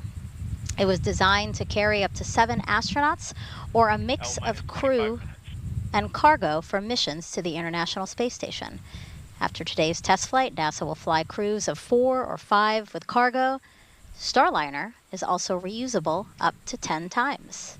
I'm sure you're excited for your opportunity to fly in Starliner, Mike.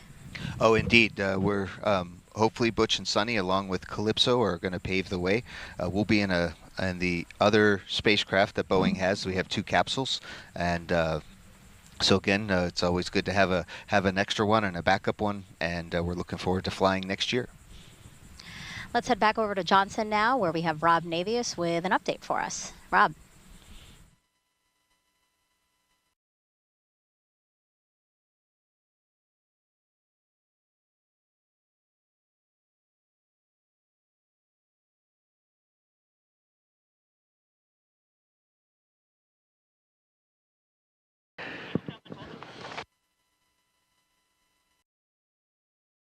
As we mentioned earlier, in the midst of Starliner arrival preparations on the station, NASA astronauts Matt Dominic, Tracy Dyson, Jeanette Epps, and Mike Barrett are preparing spacesuits to be used for a trio of spacewalks scheduled to begin on June 13th.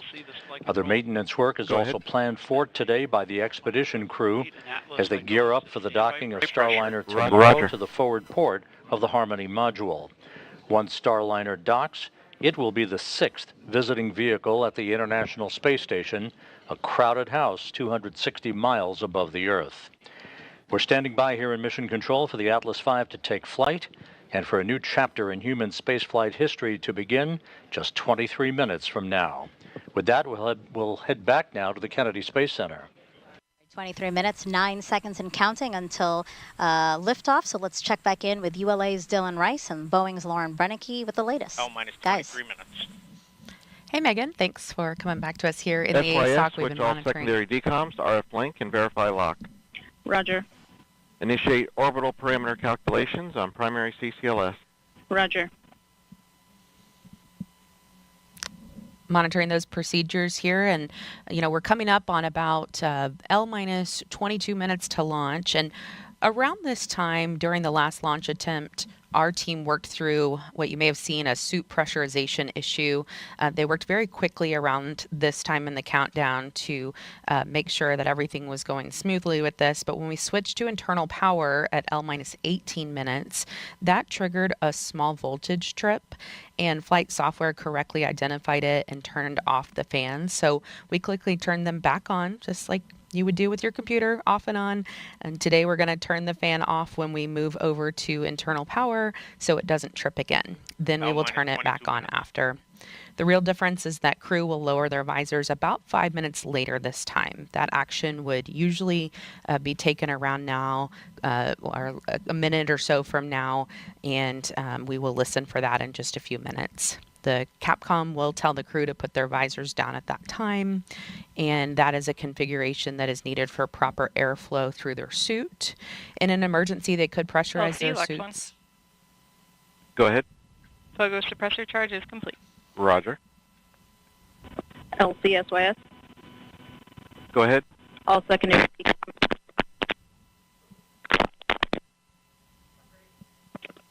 Secondary. Yeah, you're breaking up, SYS. All secondary decoms verified on RF link. I did copy that. Please check your headset.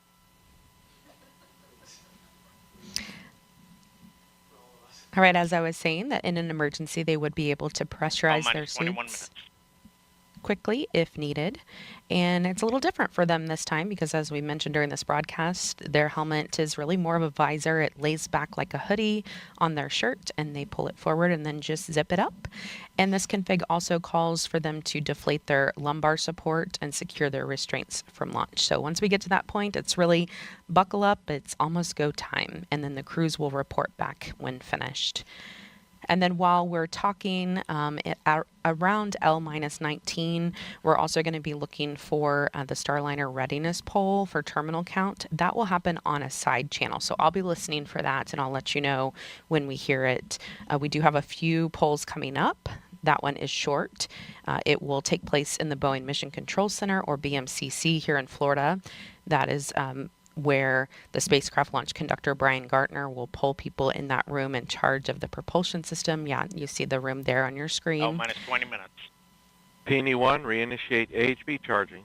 Roger. RLM, verify redline monitor and event table are in the correct configuration for terminal count. The lumbar support. Verify. RC, verify solar radiation, acceptable for launch. Verified. Right, you might have heard, kind of came in faintly. Starliner copies. They asked them to go ahead and deflate their lumbar support. Wasn't sure if we're going to hear a little bit more about that. But again, there will be 3 calls coming up on this Starliner readiness poll for terminal count. They will pull the mission support room manager, or MSR. After launch, the BMCC turns into mission support as things shift over to Houston. They will also pull the spacecraft test conductor, who monitors our power systems. Switch to channel 1. All personnel and visitors remain in present position until launch. Maintain operational silence in the LCC. This is the LC with a terminal count briefing. If a condition exceeds a launch constraint anytime after the terminal count status check, the observer shall announce hold on channel 1, identify their station, and briefly state the reason for the hold.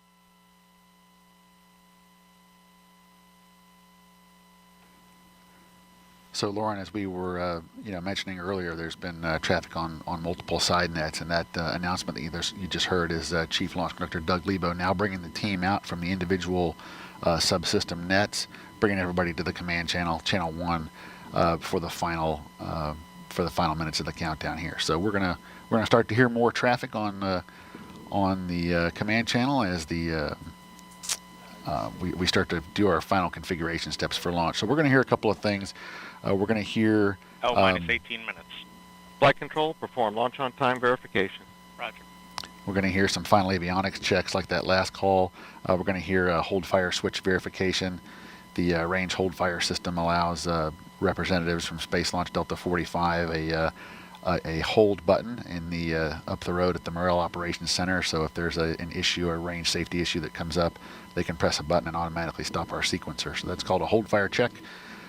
Those hold fire switches will be configured shortly, and we'll also start to hear calls about wrapping up our helium bottle charging on both the first and second stage. And Dylan, as you mentioned, with the traffic on the loops increasing a little bit, you at home may notice that we are speaking less, and so we are going to be listening to some of these things on time verified as they happen live with Roger. you. And we feel it's important for you to be able to... Go ahead. AHB charging reestablished and at flight mass. Roger. L minus 17 minutes. OSM, place SRB ignition SNA switch in the enable position. SRB ignition enabled. Verify FCO, RCO, and OSM hold fire switches are in their proceed position. Ready to proceed. All right, we're going to send it over to NASA's Daryl Nail at Hangar AE. Daryl. All right, thank you very much. And getting a final look at the weather, I can tell you this, it's a beautiful day to fly. Outside, our launch weather officer told us that there's no change in the forecast. We are 90% go, and what a beautiful shot of our beaches here from the courtesy of our chopper team here at the Kennedy Space Center. Folks coming out to enjoy the launch and an amazing day. Weather, no changes again. Low-topped cumulus clouds on land, which you see some of it there, but because they're low-topped, that's not a concern. When a rocket flies through a big, thick cumulus cloud, it can trigger a lightning strike, but those clouds are not the kind that can do that, according to Launch Weather Officer Melody Lovin. And so we're good to go there. We also have a... launch visibility is always a factor here in the southeast. Can you see the rocket and from where? And our friends at United Launch Alliance provided us with this graphic so you can see about which point in the launch you would see the rocket. If you're within the first 2 inner circles, you should be able to see the solid rocket boosters jettison a minute after launch. Folks in the Orlando and Central Florida area will be able to see it about 90 seconds of flight. And then it'll come into view for much of the rest of the state after more than about 2 minutes, including Tampa on the west coast of Florida. The southeast corner of Georgia might be able to see the Atlas Centaur separation, which happens after 3 minutes of flight. Again, we're looking good here at the ASOC. Richard Jones polled his team, the NASA operations manager. 15 minutes. And all of them are go. LC flight, Channel 1 and air to ground 1 are now merged, going to air to ground 1. Roger. We'll send it back to the host desk. LC flight, air to ground 1, ready for contact with Starliner on Channel 1. Roger. Starliner, LC, ComCheck on Channel 1. Those are comm checks again. LC, Starliner, loud and clear. I have you loud and clear also. And our astronauts, who you see there. Again, this is the test Starliner, flight. Houston, ComCheck, air to ground 1. Houston, Starliner, loud and clear. Houston has you loud and clear on air to ground 1.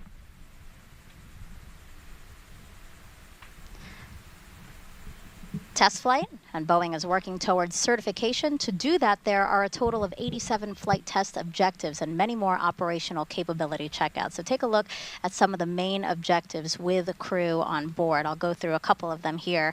So they will demonstrate the performance of crew-related equipment. The crew will perform hatch operations and transfer emergency equipment. They will also evaluate the vehicle and transfer cargo while in a docked configuration.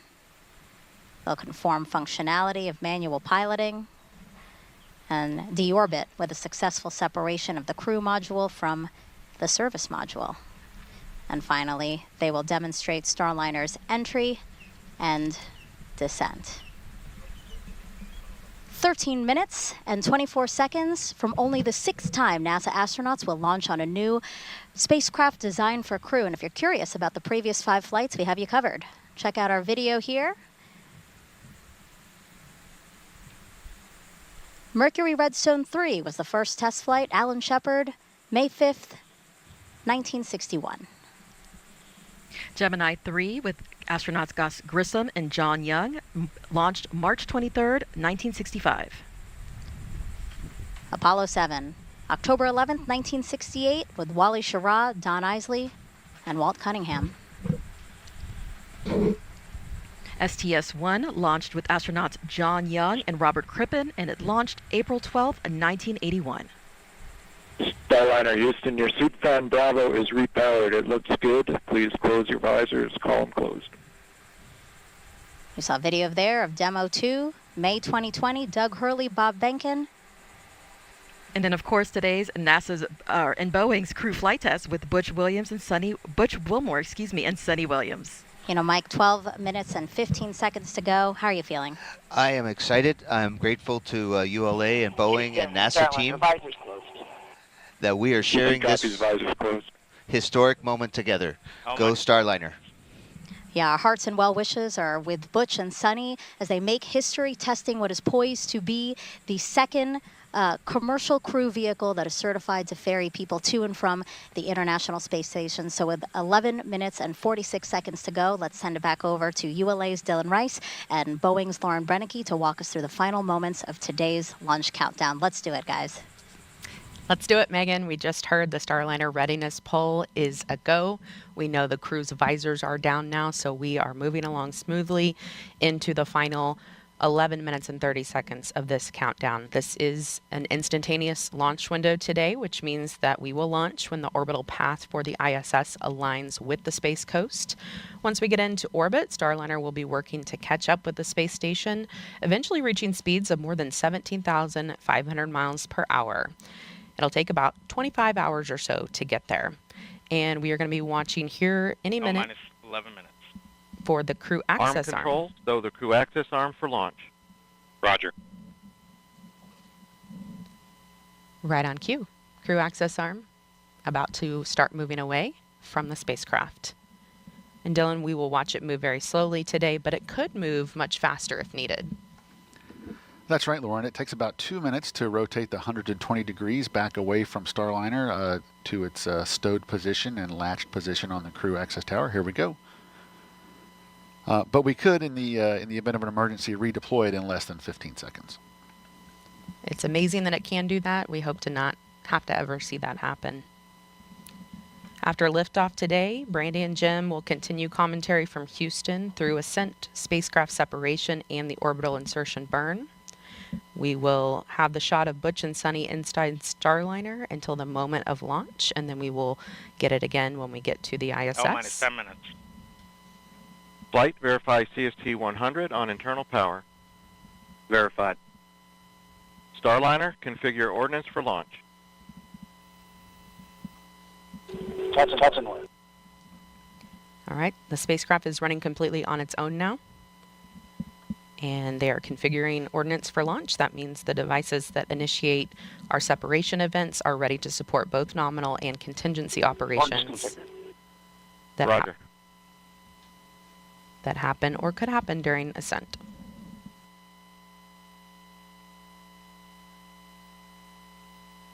So Lauren, we're just about 2.5 minutes now away from our terminal count status check. The terminal count status check is the final report from each operator indicating that their system, whether it be a ground control system or a launch vehicle system, is ready to execute the final 4 minutes of the countdown to launching the rocket. At this point, if there were an issue, the anomaly team would be discussing it, but nothing like that has happened right now. All's quiet. I am expecting to hear all members of the team report go when pulled by Chief Launch Conductor Doug Lebo. And we're actually hearing on a side channel that they are preparing for the launch vehicle systems poll. This is the long one. A lot of people view this as their favorite poll. It's kind of fun to listen to them list off each system, and then that team will give a final go or no go for launch.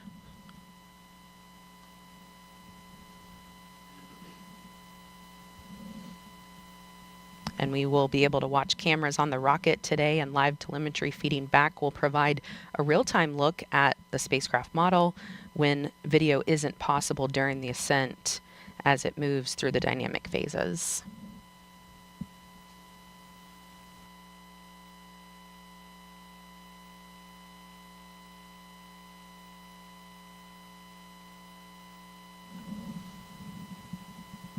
L-minus 8 minutes.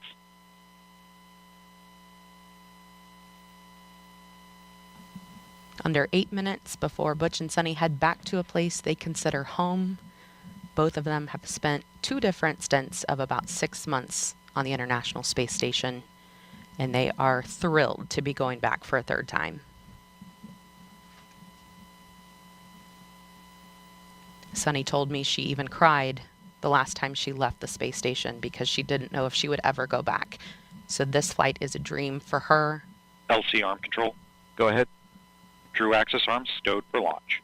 Roger. LC switch to ready position. All steps are complete prior to status check.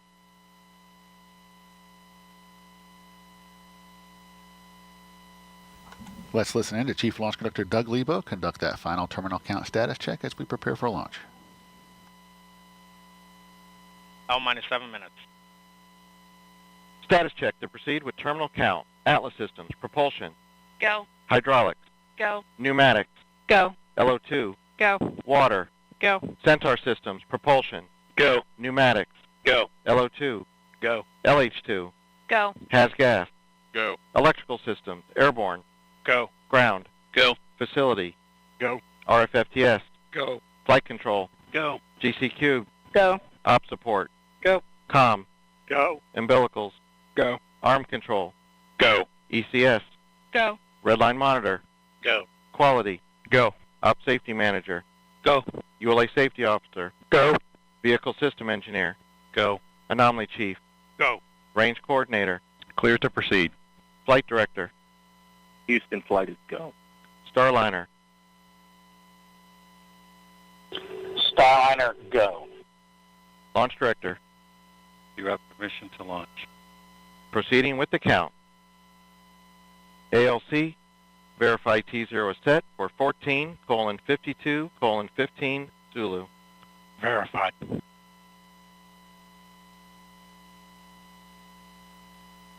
Starliner, net is clear.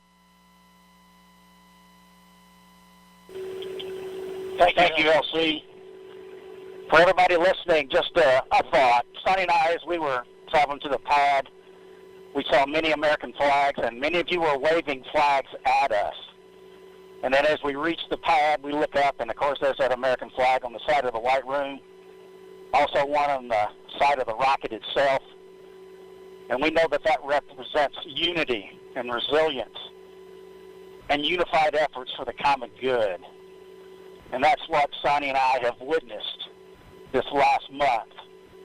Each of you displaying what this nation's forefathers envisioned, a people committed to God, family, and country, a people who use their gifts and talents for the common good, and are passionate and tough. And we all know that when the going gets tough, and it often does, the tough get going. And you have. And Sonny and I are honored to share this dream of spaceflight with each and every one of you. So with that, LC, let's get going. Now let's put some fire in this rocket, and let's push it to the heavens where all these tough Americans have prepared it to be. Let's go, Calypso. Take us to space and back. LC flight, Starliner configured for terminal count. On my mark, Roger. the time will be T-minus 4 minutes and counting.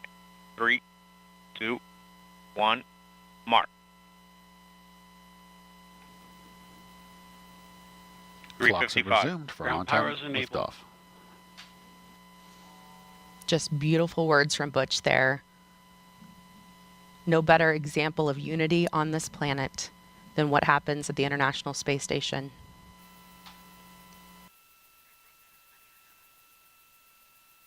Seconds.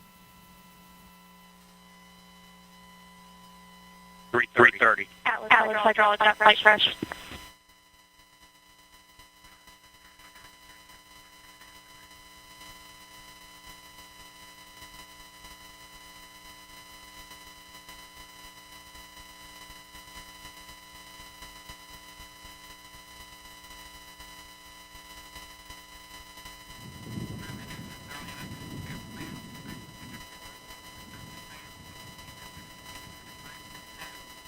Minutes. Pressurizing Atlas tanks. Securing LO2 topping. 250. FTS internal.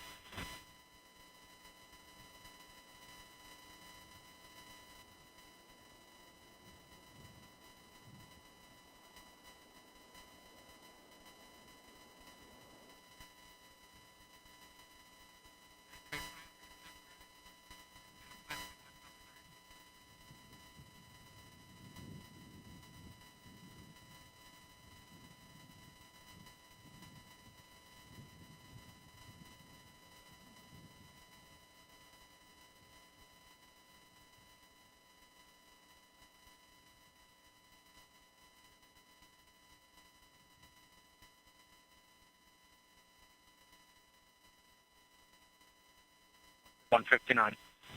Vehicle internal. 155. Launch sequencer start. 150. Securing Centaur LH2. Securing Centaur LO2.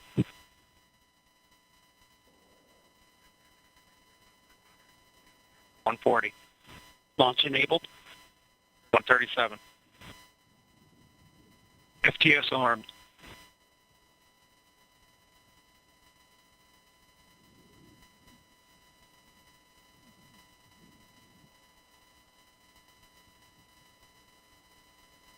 120. OCU's armed. FCS count started. EDS ascent. Starliner, last arm to auto. Last arm auto. Roger.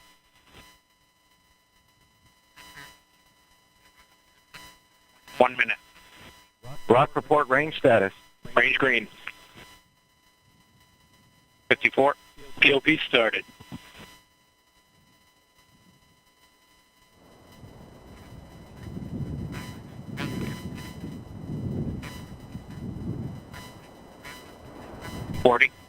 Atlas at flight fresh.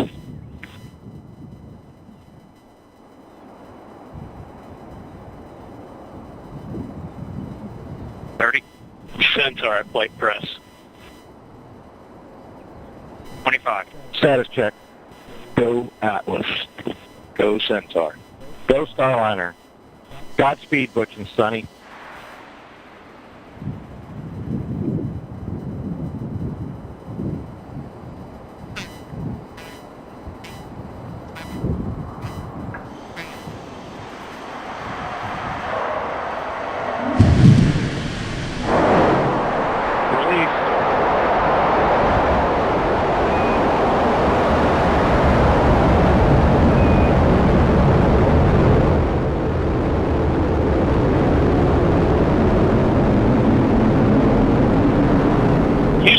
Starliner roll. Roger, roll.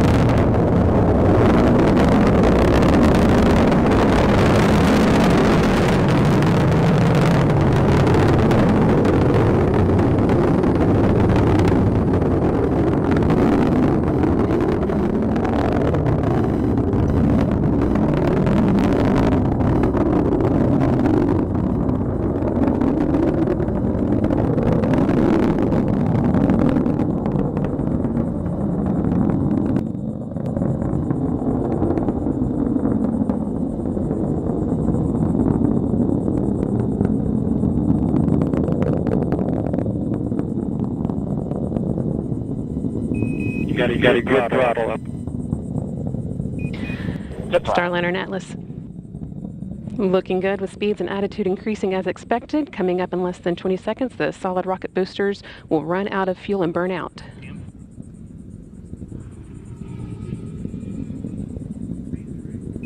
Good SRB burnout. Good SRB. Now that the fuel in the solid rocket boosters has been depleted, the Atlas main booster stage will be continuing its burn for about the next 3 minutes.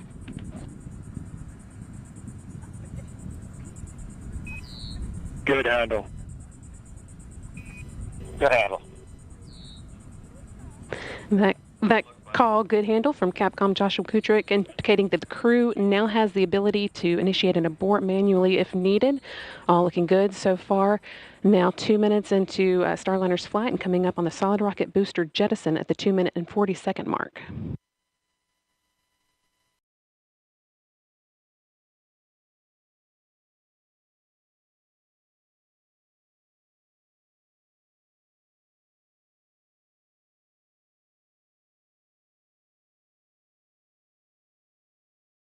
CLG and yet good trajectory.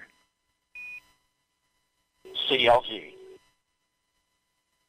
The solid rocket boosters have now been jettisoned after seeing Starliner through its first 90 seconds of flight. Team on the ground here confirming that it was a good jettison and that the vehicle's trajectory continues to look good. Now 3 minutes into today's flight.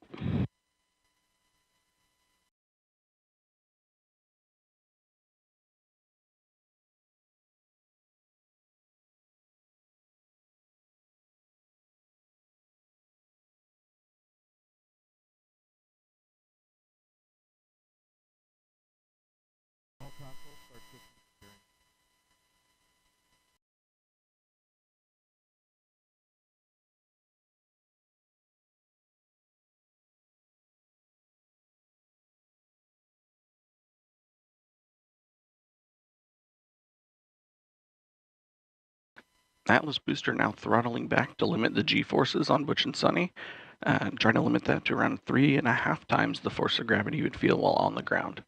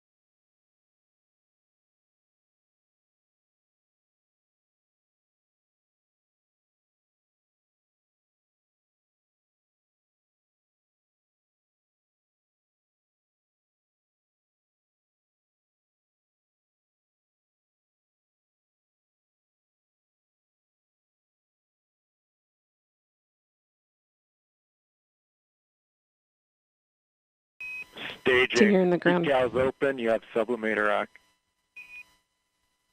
Decal sub act. Decal.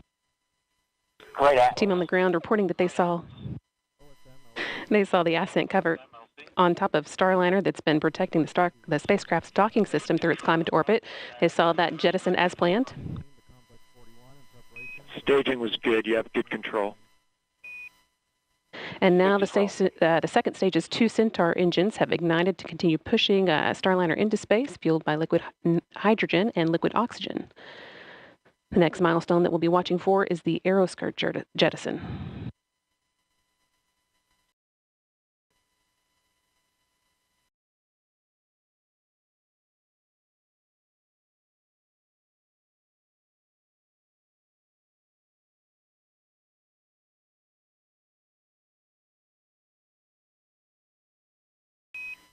Starliner, you had good booster performance. You're up to plus 31.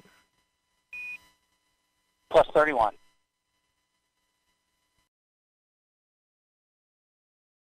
Atlas Control reporting booster performance offset of 31 seconds of ISP, or specific impulse, relative to its design baseline of around 450.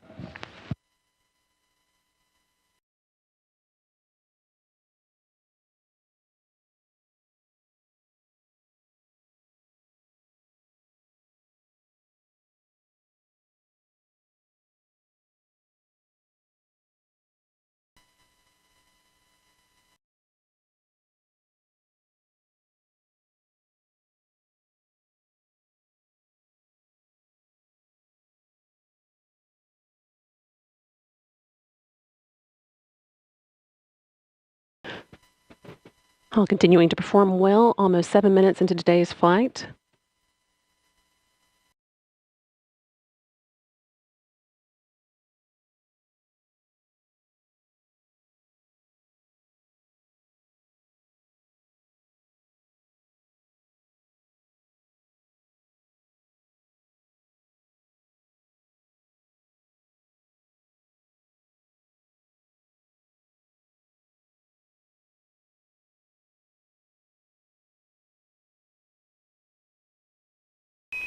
Good Centaur.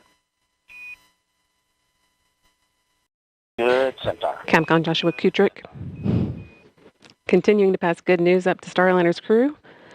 Last one reporting that the Centaur upper stage remains in good condition and is performing well, pushing them into orbit.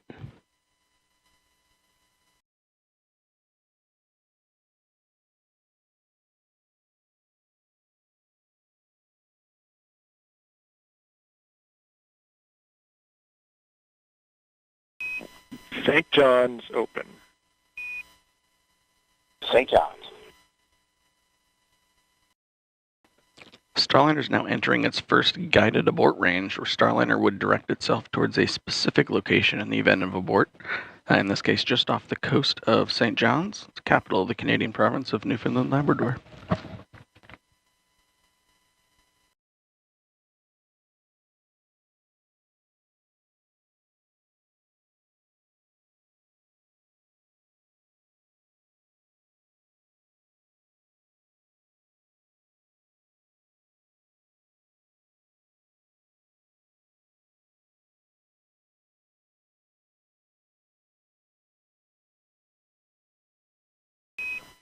Starliner MECO converged 11:5 to 11:52.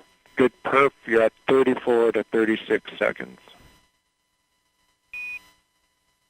11:52. 34 seconds. That call letting the crew know that the main engine cutoff, MECO, should happen just about on time, about 12 minutes into today's flight. Another good indication that Starliner's ascent is taking along exactly as expected. Main engine cutoff is a major milestone marking Starliner's arrival on orbit.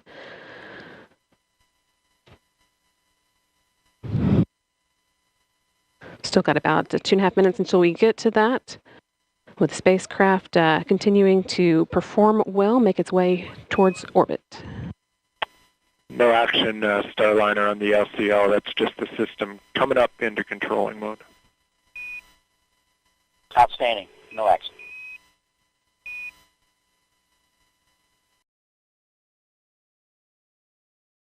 Once the main engine is cut off, the next step will be the launch vehicle separation. That's set to occur just short of 15 minutes after launch, when Starliner will separate from the rocket and fly free in space for the first time.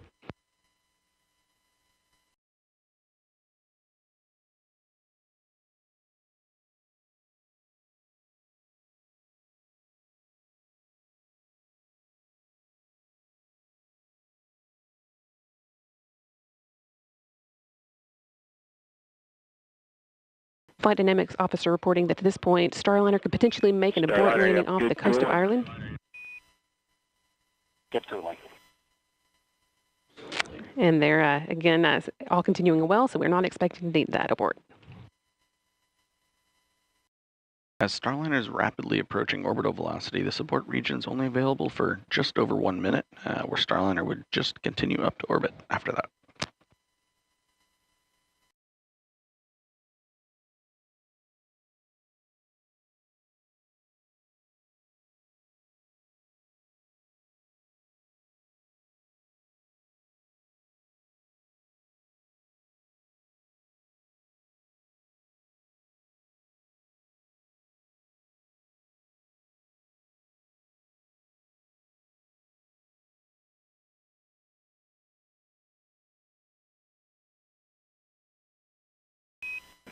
Seconds, D'Amico.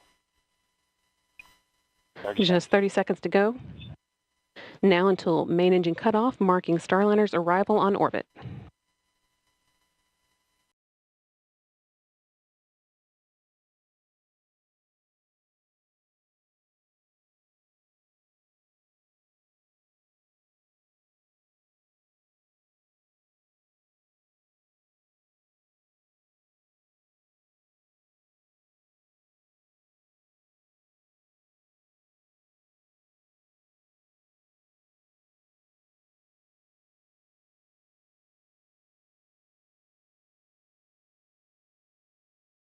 Nominal MECO Starliner. Nominal MECO. And with that nominal MECO call, that's main engine cutoff. We've got good energy, meaning a good velocity for continuing to orbit, and a good plane, meaning Starliner's trajectory is aligned with the International Space Station for rendezvous tomorrow. And with that, Butch Wilmore and Sunny Williams returned to orbit. Individually, they are both extremely experienced astronauts. 14:5 to 14:52. 14:52. They're both very experienced astronauts with a combined total of 489 days in space between them. Starliner is also the third spacecraft that they've launched in. Both have traveled to the International Space Station via space shuttles and Soyuz and are now well on their way to repeating the journey via Starliner. It's also worth noting that Williams' role as pilot marks the first time that a woman has crewed a flight test of an orbital spacecraft. Just a few seconds ago, you heard Capcom Joshua Kutrich calling up to Butch and Sunny. With the expected time, Starliner will separate from Centaur at about 14 minutes, 52 seconds into flight, just under 2 minutes from now, or 1 minute from now.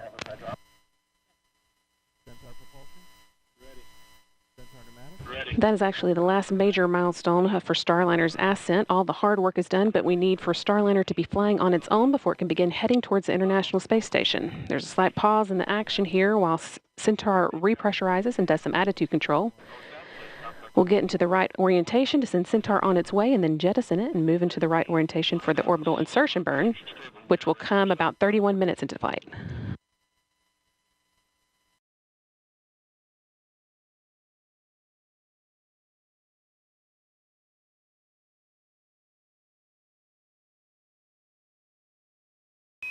No action on the cabin temp Starliner. No action.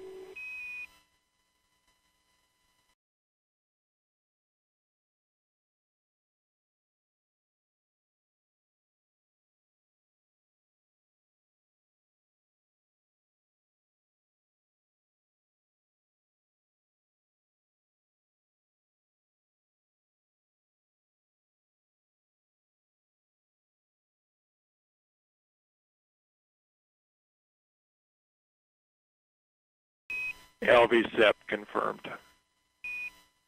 Good LV-SEP.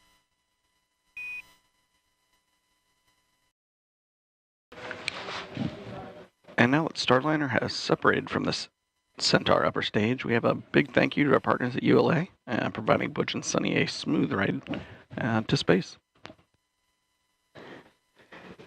That is not the end of today's orbit activity, though, the team will now be getting ready for the orbital insertion burn, which comes 31 minutes after flight. So that's still about 15 minutes away now.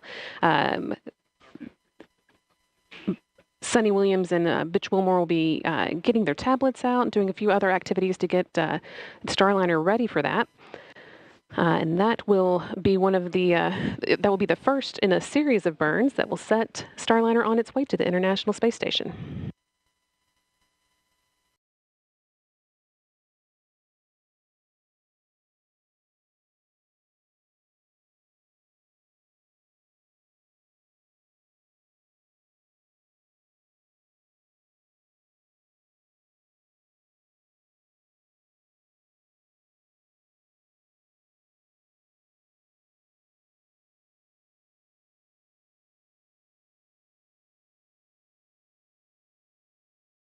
Once again, Starliner with astronauts Butch Wilmore and Sunny Williams on board launched from Florida, the Cape Canaveral Space Force Station, Launch Pad 41 at 9:52 a.m. Central, 10:52 a.m. Eastern today, and they have now made it into orbit. Your nominal TDRS show MDL is active. You have good targeting for OI.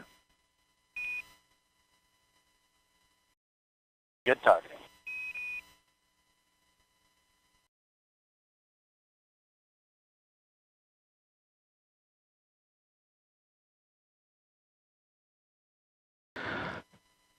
With the call for good targeting and information about Starliner's TDRS schedule being good, means that we've got good communication with the ground. TDRS is the tracking relay data satellites that Starliner uses to talk to the ground, and the flight controllers on the ground are seeing the dynamic. Go ahead. Yeah, if you could relay a message to our brethren at ULA. We're all listening. Go ahead.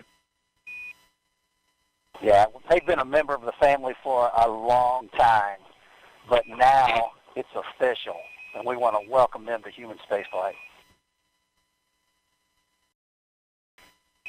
We all copy all and really appreciate the words.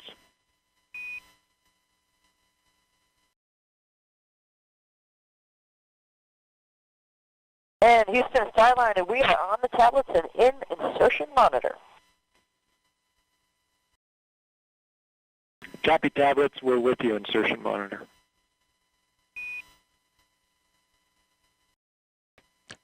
So the crew have their tablets out, so no longer using the paper procedures now that the vehicle has stopped moving so quickly.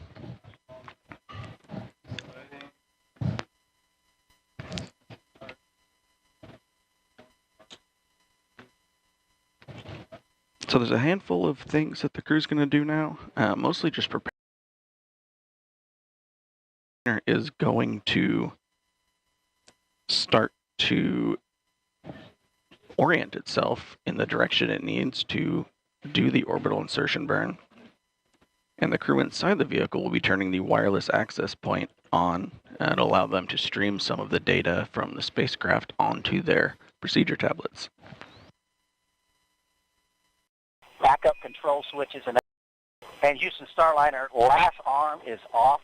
Backup control switches, enable 1 on, enable 2 off. SMRCS is the mode. We copy off. Enable 1 is on, enable 2 is off. SMRCS, you're in a good config. Good config.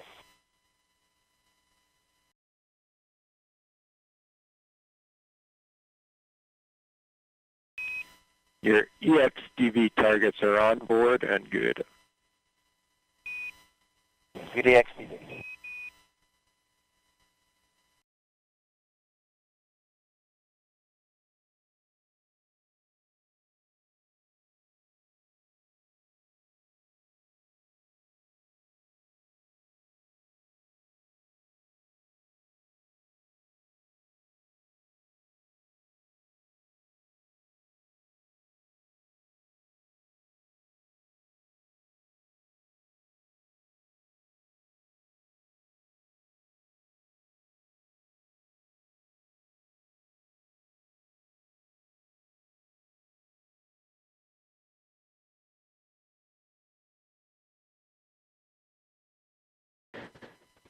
Things will be pretty quiet as Starliner gets into position for the orbital insertion burn. That's still about 10 minutes away.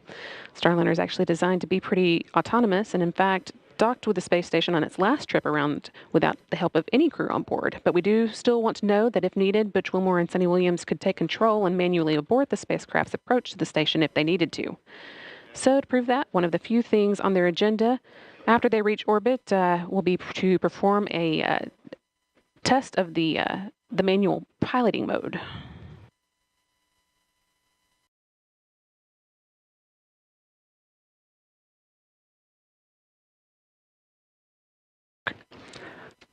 This test will involve first pointing Starliner's nose towards the Earth so that its communication antenna on the back of the service module is pointed at the satellites, the teeter satellites that allow it to communicate with the team on the ground.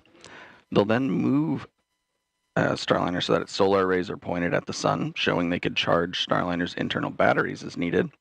And they'll follow that up with a demonstration of the star trackers, one of the ways that Starliner determines where it is in space, pointing Starliner away from Earth so that the system, the Vesta system, can get a good look at the stars.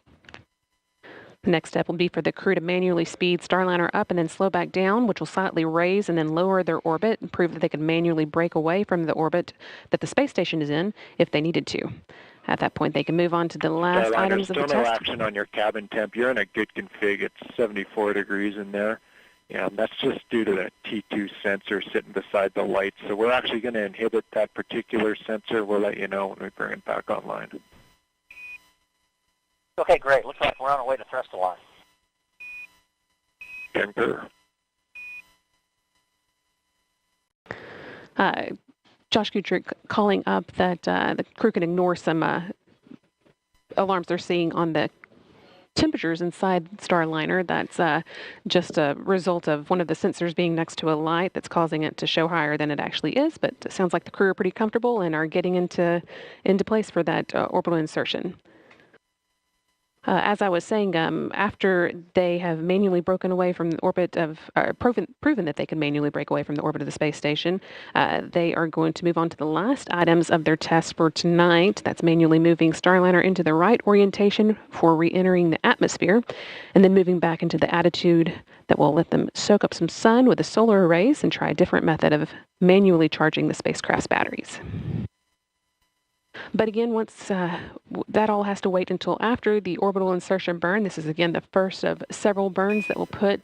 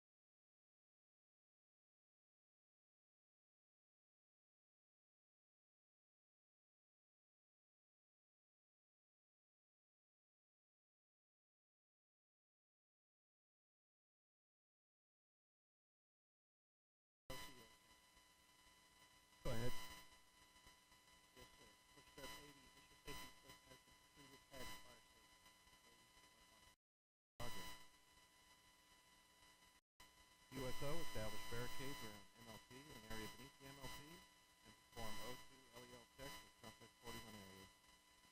Roger. ECS LC. team here on the ground seeing that everything is looking like it's in the right configuration for the orbital insertion burn. Now less than 5 minutes away. Starliner is currently about 102 miles above the Mediterranean Sea, heading southeast over India in the next few minutes.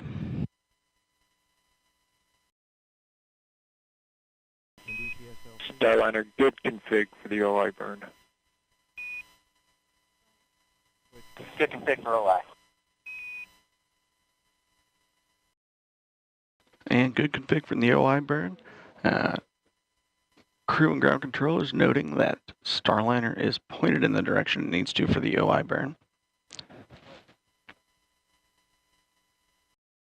It should also be about the time that the crew are using their tablets for their procedures, also charging them, keeping them topped up for the rest of the rendezvous. We unfortunately won't have a view of Williams and Wilmore as they work through this procedure. Although we had a view of them from inside the cabin on the ground, Starliner isn't able to send that view to us again until it gets to the International Space Station. So you'll be seeing this screen quite a bit as Starliner was getting into the right position for the burn. And actually just now you can see some of the engines firing that help it steer and move around in space. And you can also see what attitude it's in at any given time. Lots of good information on this screen. It is. A lot of this information actually directly mimics the views that the crew is seeing, especially the one in the upper left-hand panel. That is an exact copy of the display the crew is using for their attitude directional indicator. It also covers what mode their translational hand controller and the translational pointing is in. On the left side, on the right side, the pointing guidance, which tells the Starliner in automated mode which direction to point, or when in manual mode, which direction the crew needs to move the vehicle, like we're going to do in some of the manual piloting maneuvers.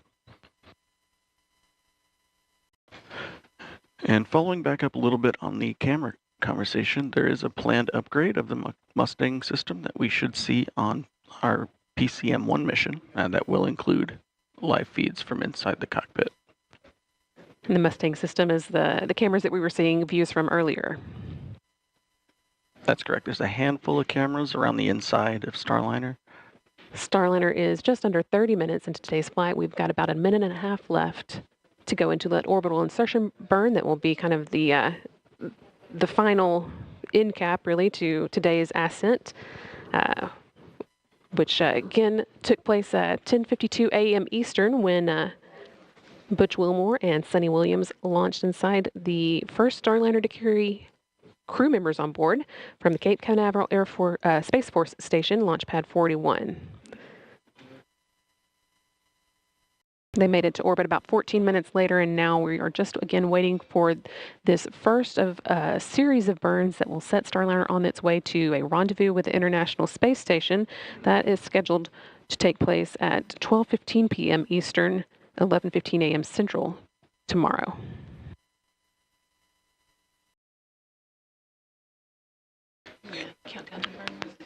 And we're coming up at about 40 seconds till the orbital insertion burn. This burn is going to take Starliner out of its slightly suborbital trajectory and push it up to an altitude that will allow us to catch up with ISS for a rendezvous.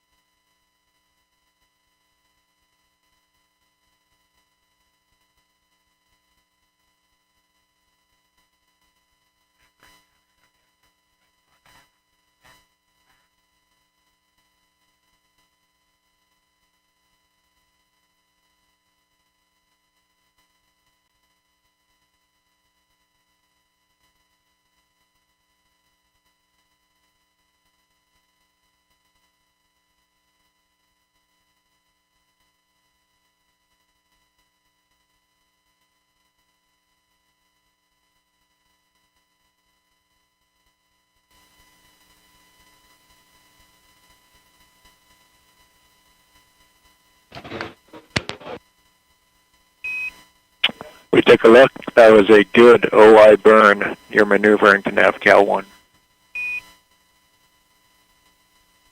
Good OI burn, going to NavCal 1.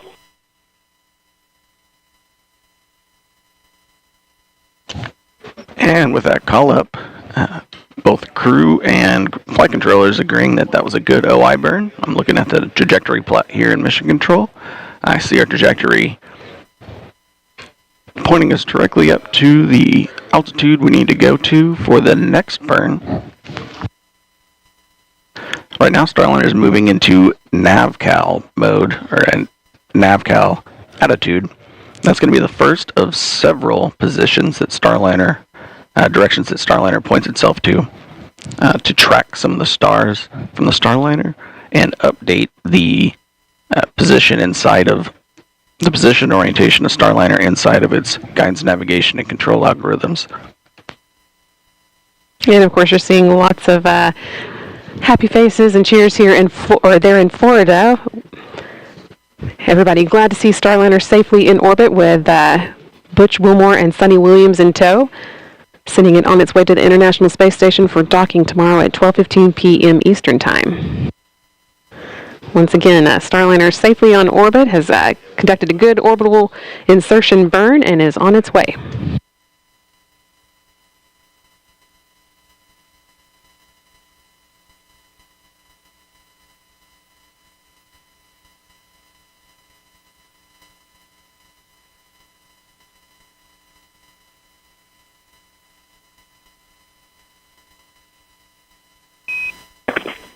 Starliner, Houston.